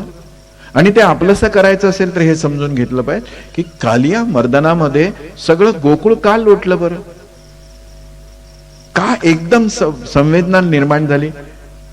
यशोदा आणि नंदबाबांवर आकाश कोसळलेलं असणं समजू शकतो, पण सगळं गोकुळ आणि कृष्ण सुरक्षित आहे म्हटल्यानंतर महोत्सव साजरा केलाय. आणि माझ्या दृष्टीनं जन्माष्टमीच्या उत्सवापेक्षा, नंदोत्सवापेक्षा कालिया मर्दनानंतरचा जो गोकुळाने केलेला उत्सव आहे ना, तो जास्त प्रभावी आहे, महत्वाचा आहे. मूल जन्माला आल्यानंतर सगळेच आनंदी होतातच, कारण का तोपर्यंत अजून कुंडली मांडलेली नसते आणि हे पुढे काय दिवटे होणार आहेत हे कळलेलं नसतं. तोपर्यंत आनंद मनवून घ्यायचा. नंतर वृद्धाश्रमात टाकणारच आहेत हे आपल्याला माहितीच आहे. ज्येष्ठ नागरिक संघाचे अध्यक्ष आज इथे आहेत, मला फार बरं वाटलं. रामाच्या कथेतला एक प्रसंग मी प्रत्येक ज्येष्ठ नागरिकांच्या सभेत सांगतो. तर तुम्ही एखाद्या मासिकात हा छापा की राम विश्वामित्रांच्या पूजेसाठी जनकपुरीला पोचल्यावर सकाळी उठून बागेतून फुलं घेत असताना लक्ष्मणाला सांगतात की माळ्याला बोलव आणि माळ्याची परवानगी घेऊन आपण फुलं घेऊ. पूजेसाठी गुरूंना द्यायची फुलं आहे, ती माळ्याची परवानगी घेऊन घेऊ. मी बहुतेक गावातले ज्येष्ठ नागरिक सकाळी दुसरे उठायच्या आधी जी फुलं काढायला जातात ना, ते मला काही कळत नाही की हे काय आहे. म्हणजे शेजारी उठायच्या आधी 12 महिने छत्री घेऊन का जातात हे मला ते कळायचंच नाही. बरं, बंगल्यातली 4 फुलं काढतील तोपर्यंत मला काही फार वाटत नव्हतं. आता हे डिवायडर वरती जी महापालिकेने वगैरे लावलेली झाडं असतात ना, त्याची सुद्धा फुलं काढतात. 2 रुपयामध्ये पूजेची फुलं मिळतात. मग मला पूर्ण आदर आहे. ज्येष्ठ नागरिक हे आमच्या देशाच्या अनुभवाचं महाकोश आहे. पण त्यांनी एवढा एक संकल्प करावा की रामाचं नवरात्र नाही केलं तरी चालेल. तसंही होत नाही हल्ली. बीपी असतं, डायबिटीस असतं, भूक लागते आणि वयस्क झालं की जास्त भूक लागते. तर त्यांनी एवढाच संकल्प करावा की मला रामाची भक्ती करायची आहे ना, तर मी दुसऱ्याच्या बागेतली फुलं त्याला न विचारता आणणार नाही. छोटी गोष्ट आहे की राम कळाले आपल्याला. सगळेजण धावत आहेत, सगळेजण आपल्यावरती एवढा विश्वास टाकतायत. ही जाणीव जेव्हा श्रीकृष्णांना झाली तेव्हा त्यांनी एक सोशल रेव्होल्युशन करून दाखवलं. सगळी तयारी सुरू आहे आणि त्याने नंदबाबांना विचारलं की बाबा ही तयारी कसली, पूजा कसली? ते म्हणाले इंद्रयाग आहे. इंद्रयाग म्हणजे काय? ते म्हणे की हा पाऊस पडतो ना, तर इंद्राला संतुष्ट केल्यानंतर तो आपल्यावरती पर्जन्याची व्यवस्थित वृष्टी करतो, त्यामुळे आपल्याला पाणी मिळतं, गवत चारा मिळतो, आपलं गोधन आहे ते पुष्ट होतं, दूध दही खूप मिळतं. एका बारक्या पोराने प्रश्न विचारला. म्हणून मगाशी मी म्हटलं ना, दगड तरंगले ह्याच्यावर नातवानी विश्वास नाही ठेवला तर ईश्वराची कृपा समजा. त्याला जादूगार नको आहे, त्याला कर्तृत्ववान पुरुष कोण होता ते समजून घ्यायचं. कृष्णाने विचारलं की बाबा तुम्ही इंद्राला पाहिलंय? ते म्हणाले नाही. मग नाही पाहिलं त्याची पूजा कशी करता? तुम्हाला माहिती आहे की हे तुम्ही सगळं जे देता हवीरभाग तो इंद्राला मिळतो? ते म्हणाले मिळत असला पाहिजे. आणि ह्या चिमुकल्या मुलांनी, म्हणजे चिमुकल्या मुलाच्या माध्यमातून व्यासांनी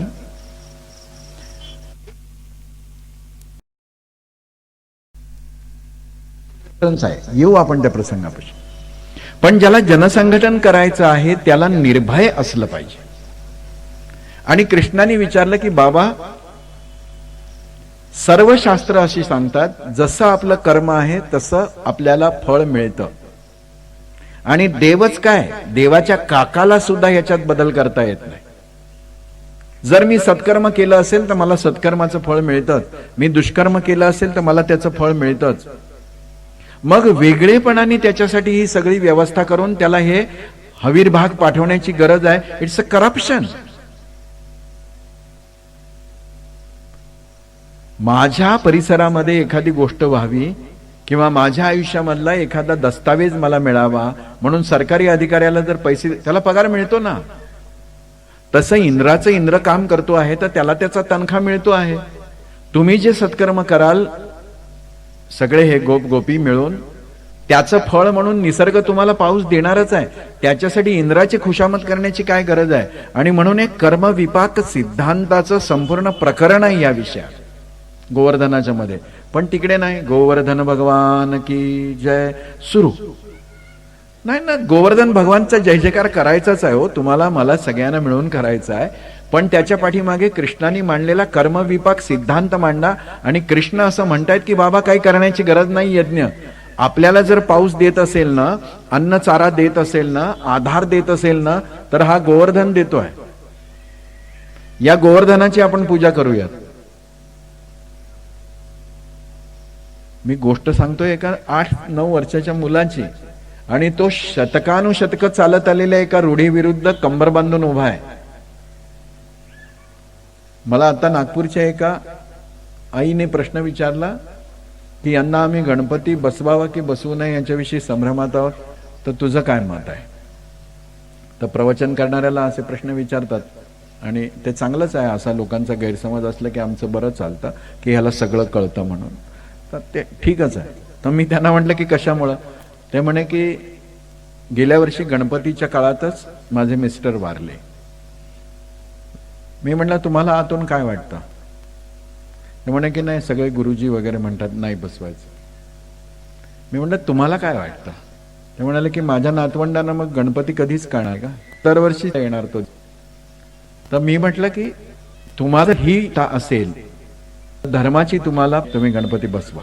आणि जर कोणी तुम्हाला मिळालं नाही पुजारी, मी येतो आणि मी गणपती बसून देतो. पाप काय लागायचं रे मला. सत्कर्माचं पाप लागतं का. माणसं मरत नाहीत का जगात कधी.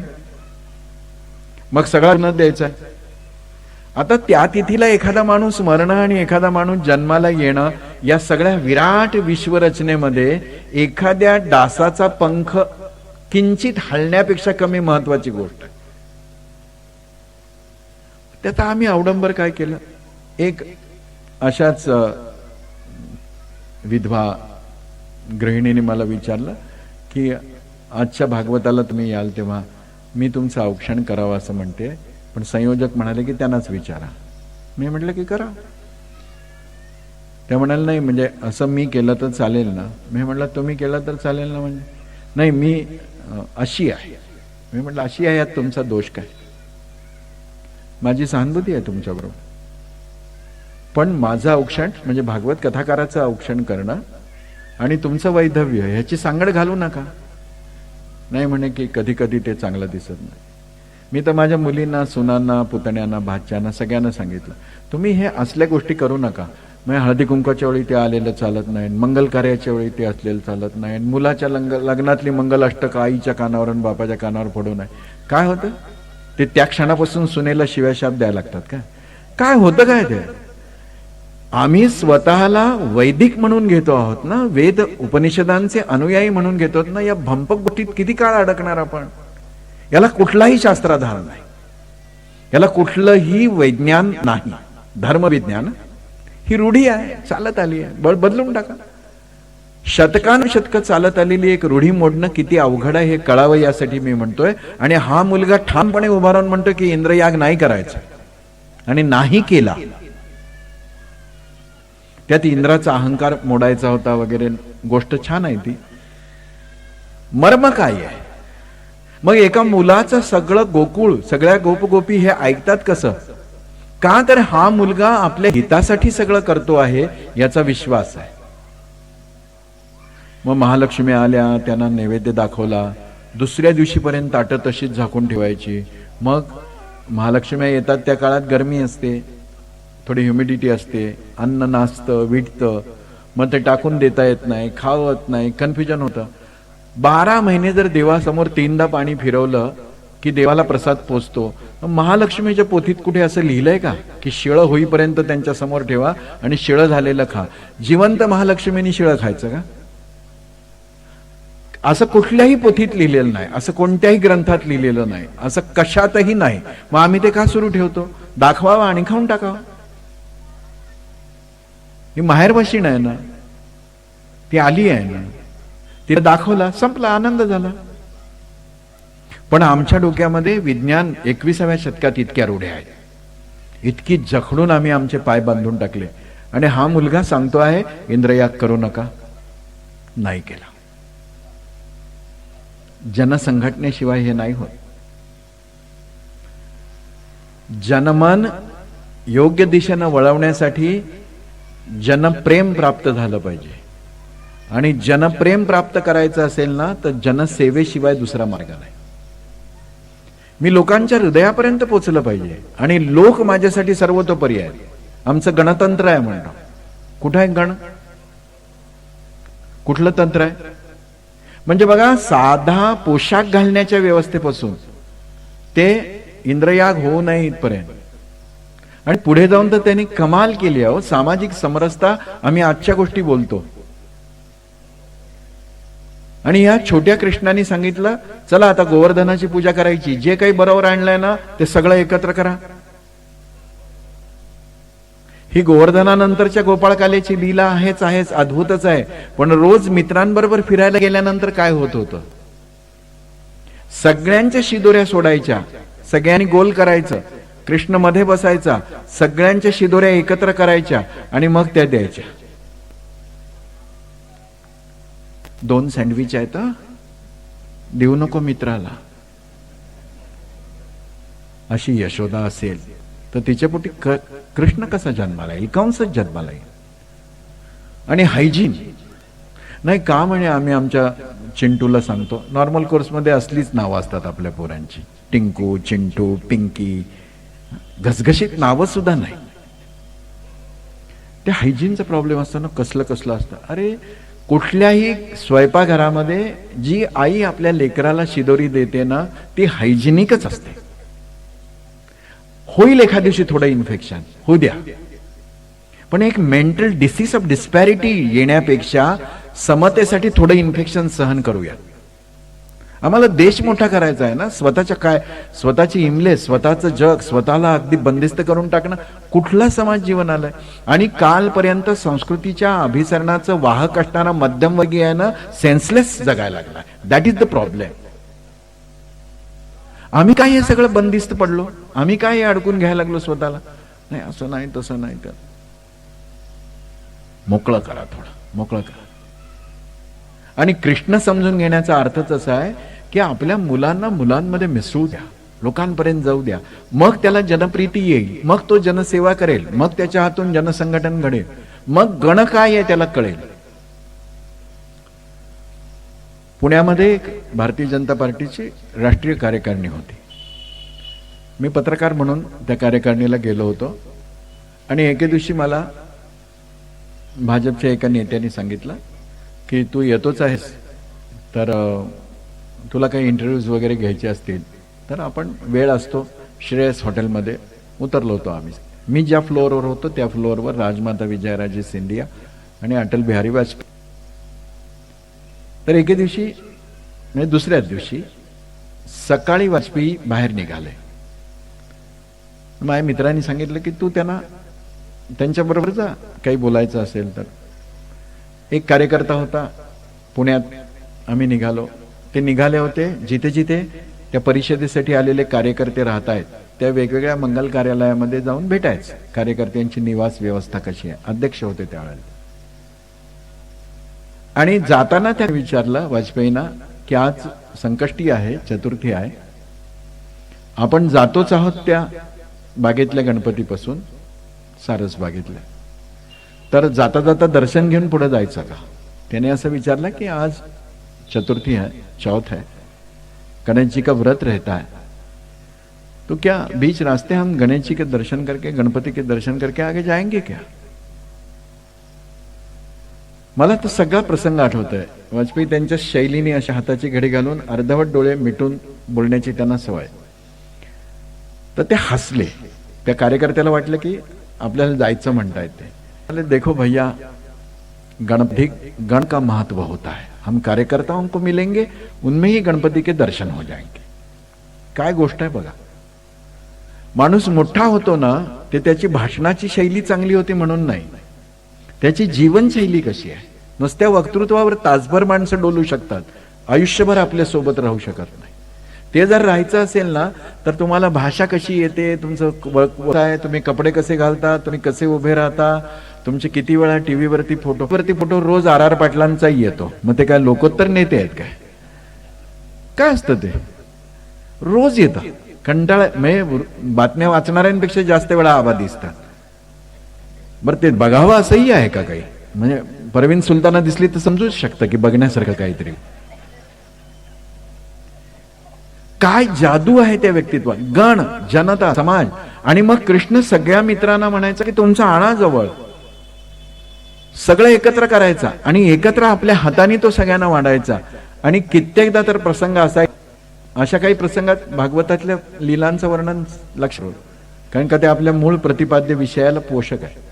तर सगळ्यातून झालं, कृष्णाच्या लक्षात यायचं की काही उरलंच नाही, आणि मग तो असं फक्त बोटं चाटायचा आणि त्याचं पोट भरायचं. नेता कसा हवा? असा हवा. गोस्वामी तुलसीदासांनी म्हटलेलं आहे की नेता मुखासारखा हवा, तो खाताना एकटा दिसतो पण विवेकपूर्णतेने सगळ्या इंद्रियांचं पोषण करतो. तोंडात काही नाही राहत, सूळ भरून टाकून द्यायचं असतं, कण सुद्धा ठेवायचं नाही, पण खायचंय तोंडाने, मिळतंय सगळ्या शरीराला. नेत्याने असं असलं पाहिजे. नेते आता सगळ्यांच्या तोंडाने स्वतःसाठीच खातात, ती गोष्ट वेगळी आहे. मग कृष्ण काय सांगतायत की मी सगळ्यांना वाटेन आणि मग मी बोटं चाटेन, तेवढ्याने माझं पोट भरतं. आणि हे कृष्ण तत्व आपल्या घरात रोज दिसतं ना. स्वयंपाकघरात सगळं पातेल्यामधलं आई सगळ्यांना वाढते आणि स्वतःला नाही उरलं ना, तर उरल्यापेक्षा तिला आनंद होतो. हा तिच्यात तो जपला पाहिजे. नाही तर स्वतःसाठी वाटीवर काढून ठेवायचं आणि मग सगळं संपलं तर चालेल, सगळं संपलं तर चालेल. ती स्वतःसाठी ठेवलेली वाटी हा कंस भाव आहे. गोपाळ काल्यामध्ये कृष्णाने एकदाही असं विचारलेलं नाही तुझ्या वडिलांचं पे स्केल काय, तुझा आणि आमचा सोशल स्टेटस एक आहे का, तू रेशनची ज्वारी आणून त्याच्या भाकरी बनली आहेस का आणखीन वेगळी स्पेशल ज्वारी आहे सोलापूर जिल्ह्यातली. कधी विचारलं. ताजी आहे का शिळी आहे विचारलं नाही. अहो सोडा. मधुमंगल नावाचा एक मित्र आहे, शांडिल्य ऋषींचा मुलगा आहे, पूर्णामासी त्याच्या आईचं नाव. तर हा कृष्णाकडे वार लावून जेवतोय, म्हणजे रोजच जेवतोय, घरची गरिबी आहे. आणि एके दिवशी कृष्ण म्हणतो की अरे मधु, तू रोज मैं खाता, आज मौसी के पास मेरे लिए कुछ ना कुछ लेके आ. आता काय काय मिळणार घरी. हा गेलाय. आई म्हणे कृष्णाने असं मागितलंय काहीतरी दे. ती म्हणाली की काही नाहीये आपल्या घरात. तो म्हणाला काहीतरी दे, नाहीतर तो माझी तिकडे अगदी हाल हाल करेल, काय बोलेल सांगता येत नाही. ती म्हणते की बेटा, शेजारणीने दिलेलं कालचं ताक आहे, तुझे वडील आले तर त्यांना उन्हाच्या वेळी द्यावं म्हणून ठेवलंय, घेऊन जायचं असलं तर घेऊन जा. आणि तो घेऊन आलाय, त्याला वास येतोय, ते आंबट आहे.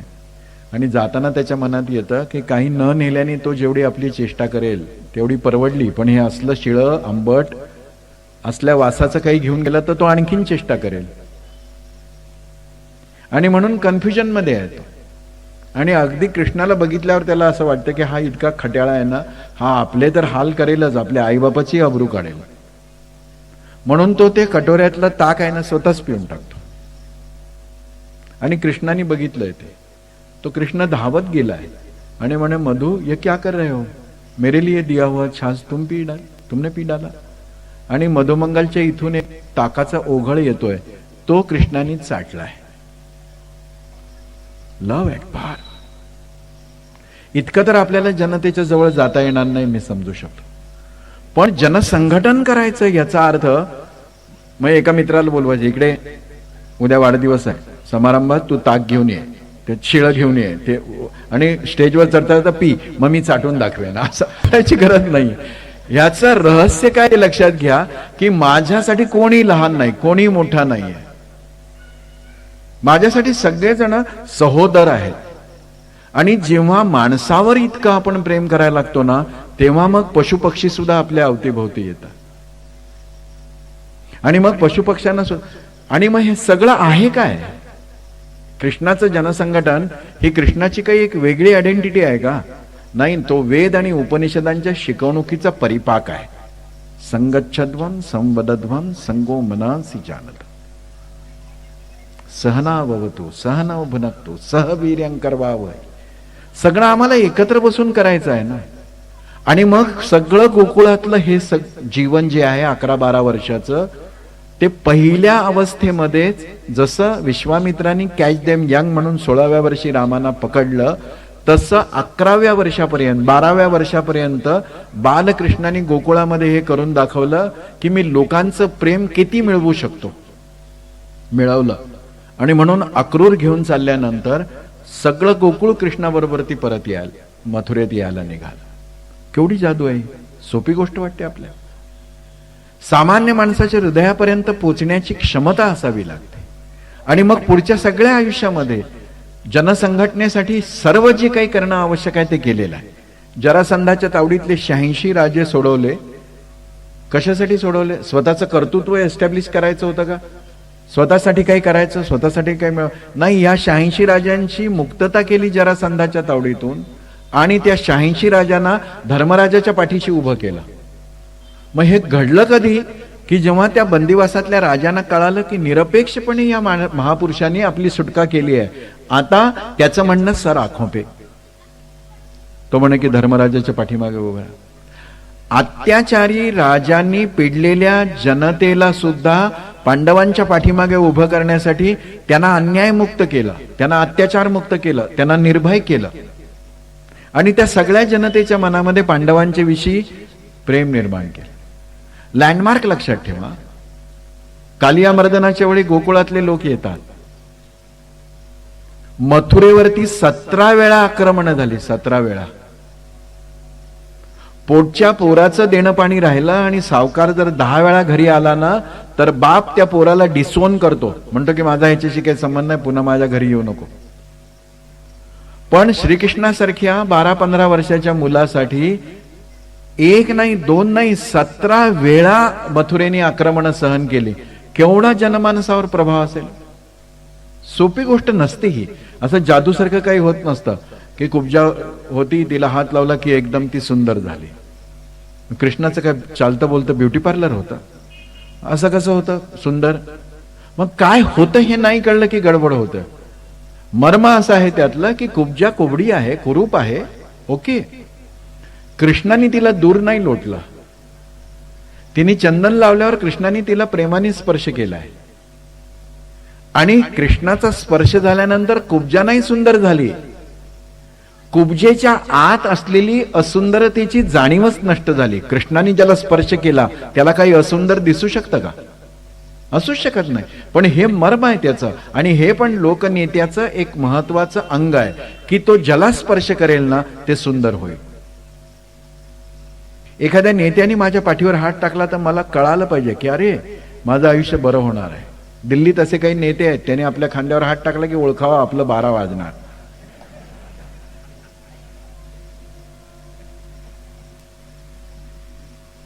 सतरा वेळा आणि जीव घेण्या हल्ल्या होत्या. जानी मालिक हानी सहन केलं. मग हे सगळं एका बाजूनी जनसंघटनेसाठी करतायत, जनसंघटन होतंय हे दाखवतायत. त्याच वेळी कृष्णाने मी संघटक म्हणून लोकांच्या समोर कोणकोणत्या गोष्टी ठेवतो आहे हे सांगायला सुरुवात केली आहे स्वतःच्या आचरणातून. आणि त्यातली एकदम 100% 52 कशी सोन्यासारखी गोष्ट काय आहे तर श्रीकृष्णाने आपल्या 125 वर्षाच्या आयुष्यामध्ये दैववाद आणि प्रारब्धवाद इन टोटो नाकारलाय. कधी लक्षात घेतील हिंदू की वेद आणि उपनिषदांचा दैववाद आणि प्रारब्धवादाला कडकडून विरोध आहे. हे नव सायास भित्रेपण जे आहे ना, गंडे दोरे ताबीत, या सगळ्याचा एक मानसशास्त्रीय अर्थ जो आहे तो लक्षात न घेता आम्ही हे सगळं करत राहिलेलो आहोत. आणि आम्हाला असं वाटतं की इतकं केल्याने आमच्या आयुष्यामध्ये सगळं होणार आहे. श्रीकृष्णांनी सांगितलं की नाही, मी दैववाद नाकारतो, मी प्रारब्धवाद नाकारतो, मी 100% फक्त प्रयत्नवादावर विश्वास ठेवतो. किती खोळ्यासारख्या गोष्टी चालल्या. दक्षिणेला दरवाजा, आमच्या घरात अशांती. नैऋत्येला पाणी आहे, आमच्या घरात दुःख. वायव्येला स्वयंपाकघर आहे, आमच्या घरात आजारपण आहे. कष्टाची कमाई असेल ना, कोणत्याही दिशेला काही असू द्या, काही होत नाही. पण हरामाचा 1 पैसा जरी आला असला तरी सगळ्या दिशा तुम्ही नीट केल्यात तरी काही उपयोग होणार नाही. हे कोण कधी सांगेल समजावून? इंटिरियर डेकोरेटर आणि वास्तुशास्त्र या दोघांचं साटलोट आहे. हे डॉक्टर आणि पॅथॉलॉजिस्टच्या विषयी जसं आमिर खान बोलत होता ना, तसंच आहे. काही फरक पडत नाही हो. एका पुण्याच्या मोठ्या वास्तुशास्त्रज्ञांनी एक पुस्तक लिहिलं. तो म्हणाला की तुझ्या हातून मला ते प्रकाशन करायचंय. मी म्हटलं की तू आग्या मोहळाला दगड मारतोय. नाही म्हणे तुझ्या हातूनच करायचं. मी म्हटलं मला पाहिजे ते बोलेन. तू बोल म्हणे. नाही म्हणलं तरी बोलणारच आहेस. मग मी त्याचं सगळं पुस्तक वाचलं. वाचायला काही बिघडत नाही, थोडीफार माहिती म्हणून घ्यायलाही हरकत नाही, अभ्यासही करायला हरकत नाही, विवेक सुटता कामा नये. आणि मी तिकडे सभेत सांगितलं, या पुस्तकात सांगितलेल्याच्या एक्झॅक्ट सगळं उलट माझ्या घरात आहे. मग त्याचे गुरु आले होते, ते मुंबईचे होते. प्रत्येक रिक्षावर आणि टॅक्सीवर त्यांची जाहिरात असते. तर ते काय म्हणाले की घळसासींचं पटलं मला, या पुस्तकाप्रमाणे त्यांचं नसेल, पण आफ्रिकन वास्तुशास्त्राप्रमाणे त्यांचं घर बरोबर आहे. कोणाचंही घर कुठल्या जगातल्या एका वास्तुशास्त्राप्रमाणे बरं आहे. मी पुन्हा सांगतो, माझा ईश्वरी तत्वावर विश्वास आहे. ज्योतिषही शास्त्र असू शकतं, इथपर्यंत मानायला माझी तयारी आहे. वयाचाही तो परिणाम असेल, मानतोय मी. पण माझ्या घरामध्ये एकही गोष्ट वास्तुशास्त्राला धरून नाही. एवढंच नाही तर माझ्या घरामध्ये कोणत्याही प्रकारचे तोडगे केलेले नाही. एवढंच नाही तर मला इतकी घाई होती, कारण का भाडं आणि घराचा हप्ता भरणं शक्य नसल्यामुळं मी घरामध्ये राहायला सुरुवात केली आणि गेल्या 27 वर्षात वास्तुशांत करायला विसरलोय. मस्त चाललंय माझं, उत्तम चाललंय. आता घरात नवरा बायको जेवढी भांडणं होतात तेवढे होतातच. आणि आम्ही लग्नाचे नवरा बायको असल्यामुळं घाबरत नाही की उद्या काय होईल. मस्त भांडतो आम्ही. आम्ही काय करार करून 11 महिन्यासाठी राहायला आलो नाही. चला 11 महिन्यात आता नीटच वागायचं. कुठं काहीही असतं. तसंही देशस्थाचं घर कितीही नीट लावलेलं असलं तरी कसंही असतं. मी तर आणखीन त्यात वाईट आहे. घरपणाला शोभे इतका पसारा माझ्या घरात सगळीकडे असतो. काय होतं? कृष्ण म्हणतात की मी प्रयत्नवादी आहे आणि मला जर कृष्णाची भक्ती करायची आहे आणि मी जर 24 तास कुंडल्या मांडून बसेन तर नाही चालणार ना. ग्रह सुद्धा त्याच्या मदतीला धावून येतात, जो हिमतीने उभा आहे. आणि वेद उपनिषदाने टाहो फोडून सांगितलेलं आहे, घाबरू नका तुम्ही कोणत्याही परिस्थितीत, निर्भय व्हा. आणि मग असं निर्भय बनवण्याचं काम कोण करतं? जो जनसंघटक आहे तोच करतो. आणि कृष्ण म्हणतात की मला हे सगळं करायचं आहे. आणि मग जेव्हा आम्ही श्रीकृष्णाचा हा प्रयत्नवाद विसरतो आणि कृष्णाचं भजन पूजन करतो, तेव्हा एक राष्ट्रीय पातक करतो आपण. अशाने कृष्ण प्रसन्न थोडंच होणार आहे. त्याचं मूळ स्पिरिटच विसरलो. तो सांगतो की प्रयत्नवाद, आणि प्रत्येक ठिकाणी त्यांनी तो केलेला आहे. सर्व गोष्टीचा शेवटी समन्वय कशाशी आहे? राष्ट्राशी. त्याच्यासाठी काहीही. पण हे सगळं करताना, प्रयत्न करतानाही, प्रेम करतानाही, संघटन करतानाही सावधानता किती आहे? अखंड सावधान. अक्रूर जेव्हा मथुरेमध्ये घेऊन जायला आले कृष्णाला, तेव्हा अक्रूरांनी सांगितलं की माझ्याकडे व्यवस्था केली आहे, महाल वगैरे. कृष्णाने सांगितलं की नाही मी येणार. पुढे शिष्टाईला गेल्यानंतर दुर्योधनाचाही पाहुणचार स्वीकारलेला नाही. अक्रूरांनी विचारलं का नाही राहणार माझ्याकडे? तर म्हणे की नाही राहणार. मग राहशील कुठे? खेड्यापाड्यातले सगळे लोक ज्या बागेत येऊन उतरतात ना, मथुरेतल्या कामासाठी येणारे, त्या बागेत मी उतरणार आहे. दाऊजीने विचारलं, बलराम दादाने विचारलं की अरे हे काय वेडेपणा आहे, आपल्यासाठी इतकी चांगली व्यवस्था तिथे केली आहे आणि तू बागेत कशाला म्हणतो? तो म्हणतो की कंसानी केलेल्या व्यवस्थेत जाऊन राहणं म्हणजे आपल्या जीवाला धोका आहे. कारण का तिकडे काय काय रचना केली असेल आपल्याला काय माहित. पण खेड्यापाड्यातली जी जनता कंसाच्या स्वभावता विरोधी आहे, तिथे जर आपण जाऊन राहिलो तर आपला जीव सुरक्षित आहे. काही संकट आलं तर हे लोक आपल्याला लगेच सावध करतील. म्हणून जनतेमध्येच मी राहील. किती सावधानता आहे. 12 वर्षाचं वय आहे. मथुरेत जेव्हा पाऊल ठेवलं 12 वर्षाचं वय आहे. प्रत्येक पावलं. कृष्ण शिष्टाईसाठी जेव्हा गेले होते तेव्हा सुद्धा जेव्हा दुर्योधनाने सांगितलं की मी तुला अटक करू शकतो, तेव्हा कृष्णाने म्हटलं की जरा बघ तरी बाजूला, तुम्हाला अटक करायला निघालाय. या सगळ्या कौरवांच्या दरबाराच्या भोवतीनं माझी सारी सेना शस्त्र घेऊन उभी आहे. मी इशारा करायचा अवकाश, युद्ध वगैरे सोडून दे, इथे सगळ्याचा खात्मा करू शकतो मी. काय ब्रिलियन्सी आहे. ताश्कंदमध्ये एवढा सावधपणा आपण दाखवला असता तर कदाचित शास्त्रींच्या मृत्यूविषयीचा विकल्प आपल्या मनात राहिला नसता. अशी सावधानता मोगल सराईच्या रेल्वे स्टेशनवर ठेवली असती तर दीनदयाल उपाध्यायांचा हत्यारा आपल्याला सापडला असता. अशी सावधानता काश्मीरमध्ये जात असताना आपण बाळगली असती तर श्यामाप्रसादांना कशामुळे मरण आलं हे आपल्याला कळलं असतं. कृष्ण विसरलो आपण. आणि मग सावधानता आहे, निर्भयता आहे, प्रयत्नवाद आहे, प्रेम आहे आणि याच्याबरोबर चातुर्य पण आहे. बघा, संजय शिष्टाईला आलाय.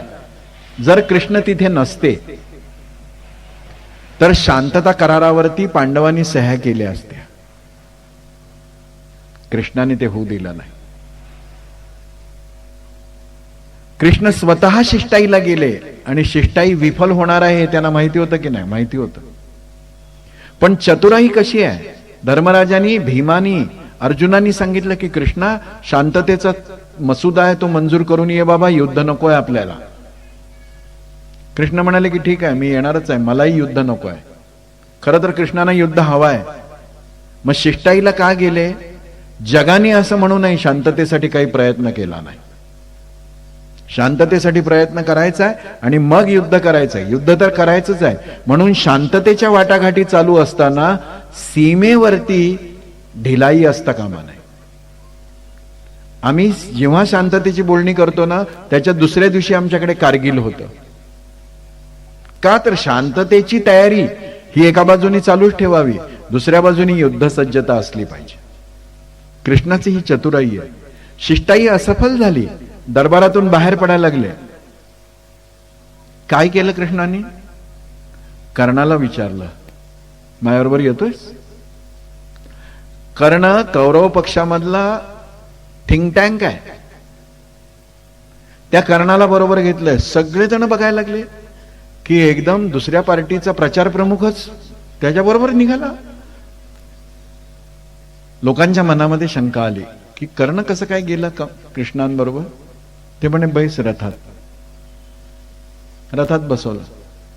कसं चाललंय वगैरे सगळं विचारलं आणि हळूच म्हटलं, तुला माहिती आहे तू राधासूत नाही आहेस, तू कुंतीपुत्र आहेस, तू कुंतीचा पहिला मुलगा आहेस. तुझी जर तयारी असेल तर पांडव आपला ज्येष्ठ भाऊ म्हणून तुला स्वीकारायला तयार आहे. करतो पक्ष बदल, येतो पांडवांच्याकडे. कर्ण काय उत्तर देणार आहे माहिती आहे की नाही कृष्णाला? माहिती आहे. पण कृष्णाने जाणीवपूर्वक हा प्रश्न विचारला, येतो का पांडवांकडे? पांडव तर जिंकणारच आहेत. काय काय बोलतायत बघा, पांडव तर जिंकणारच आहेत. मग संपूर्ण राज्याचा स्वामी हो ना. आणि उतरता उतरता म्हटलंय, की विचार कर, द्रौपदी सुद्धा तुला ज्येष्ठ पती म्हणून स्वीकारायला तयार होईल. येतोयस? उतरून गेले, काम संपलं. तो येणार नाही माहिती आहे, तो कौरवांच्या बाजूनीच लढणार आहे माहिती आहे, पण कृष्णाची चतुराई अशी की कंसाच्या मनामध्ये इतका गोंधळ माजवून टाकला की आता कर्णाला प्रश्न पडला की काय करावं, हे युद्ध करावं तर आपल्याच भावांची हत्या, न करावं तर मित्रद्रोह, आणि संभ्रमामध्ये शत्रूला टाकणं याला मंत्रयुद्ध म्हणतात. त्या मंत्रयुद्धामध्ये चतुर आहेत. कर्णाच्या मनामध्ये याला काय मनोवैज्ञानिक दबाव म्हणतात. आता तो लढू शकत नाही ना, हे सत्य कळाल्यावर तो लढेल कसं? बघा किती बारकाईनं तो ह्या सगळ्या चतुराई कष्ट, मन खच्ची करायचं, शत्रूचं मन खच्ची करायचं. सध्या सगळ्या इलेक्ट्रॉनिक मीडियातून हिंदू मानसिकता खच्ची करण्याचं जे कारस्थान चाललंय ना, हे कारस्थान हेच आहे. ते ओळखून आपण टीव्ही कधी बंद करायचं हे कळलं पाहिजे, किंवा टीव्ही न पाहायचा निर्धार केला पाहिजे. आम्हाला असं वाटतं की इंडिया टीव्ही आमच्या धर्माचा प्रचार करत आहे. का? तर घाम सुटलेल्या मारुतीच्या मूर्तीच्या मंदिरातले सगळे चमत्कार दाखवत आहे. इंडिया टीव्ही आमच्या बाजूने प्रचार करत आहे. का? तर पांडव जिथून निर्वाण पथावरती गेले तो रस्ता सापडला, आणि पांडवांच्या बरोबर त्यावेळी जे कुत्र होतं ते कुत्र आत्ता दिसलं त्या कॅमेऱ्याला, आत्ता 7000 वर्षांना. आणि आम्हाला वाटतं काय धार्मिक अचानक. ते सगळे अकराळ विकराळ शरीर असणारे, उग्र डोळे असणारे, दाढ्या वाढवलेले लोक वेगवेगळ्या चॅनलवर जेव्हा तोडगे सांगायला लागतात ना, मला असं वाटतं की विज्ञानाचा इतका अपमान आपण कसा काय सहन करतो, असं सरसकट. आणि ते आणि लोक लिहून घेतात. उद्या काय आहे? संक्रांत. काळे तीळ किती? 100 ग्रॅम. थोडं मीठ वाहत्या पाण्यात टाकावे. आता वाहतं पाणी आणायचं कुठे अमरावतीला? मन वाहतं ठेवा, बुद्धी दक्ष ठेवा. काही करावं लागत नाही. सगळे ग्रह नक्षत्र आहे ना, गुलामासारखे तुमच्या पायाशी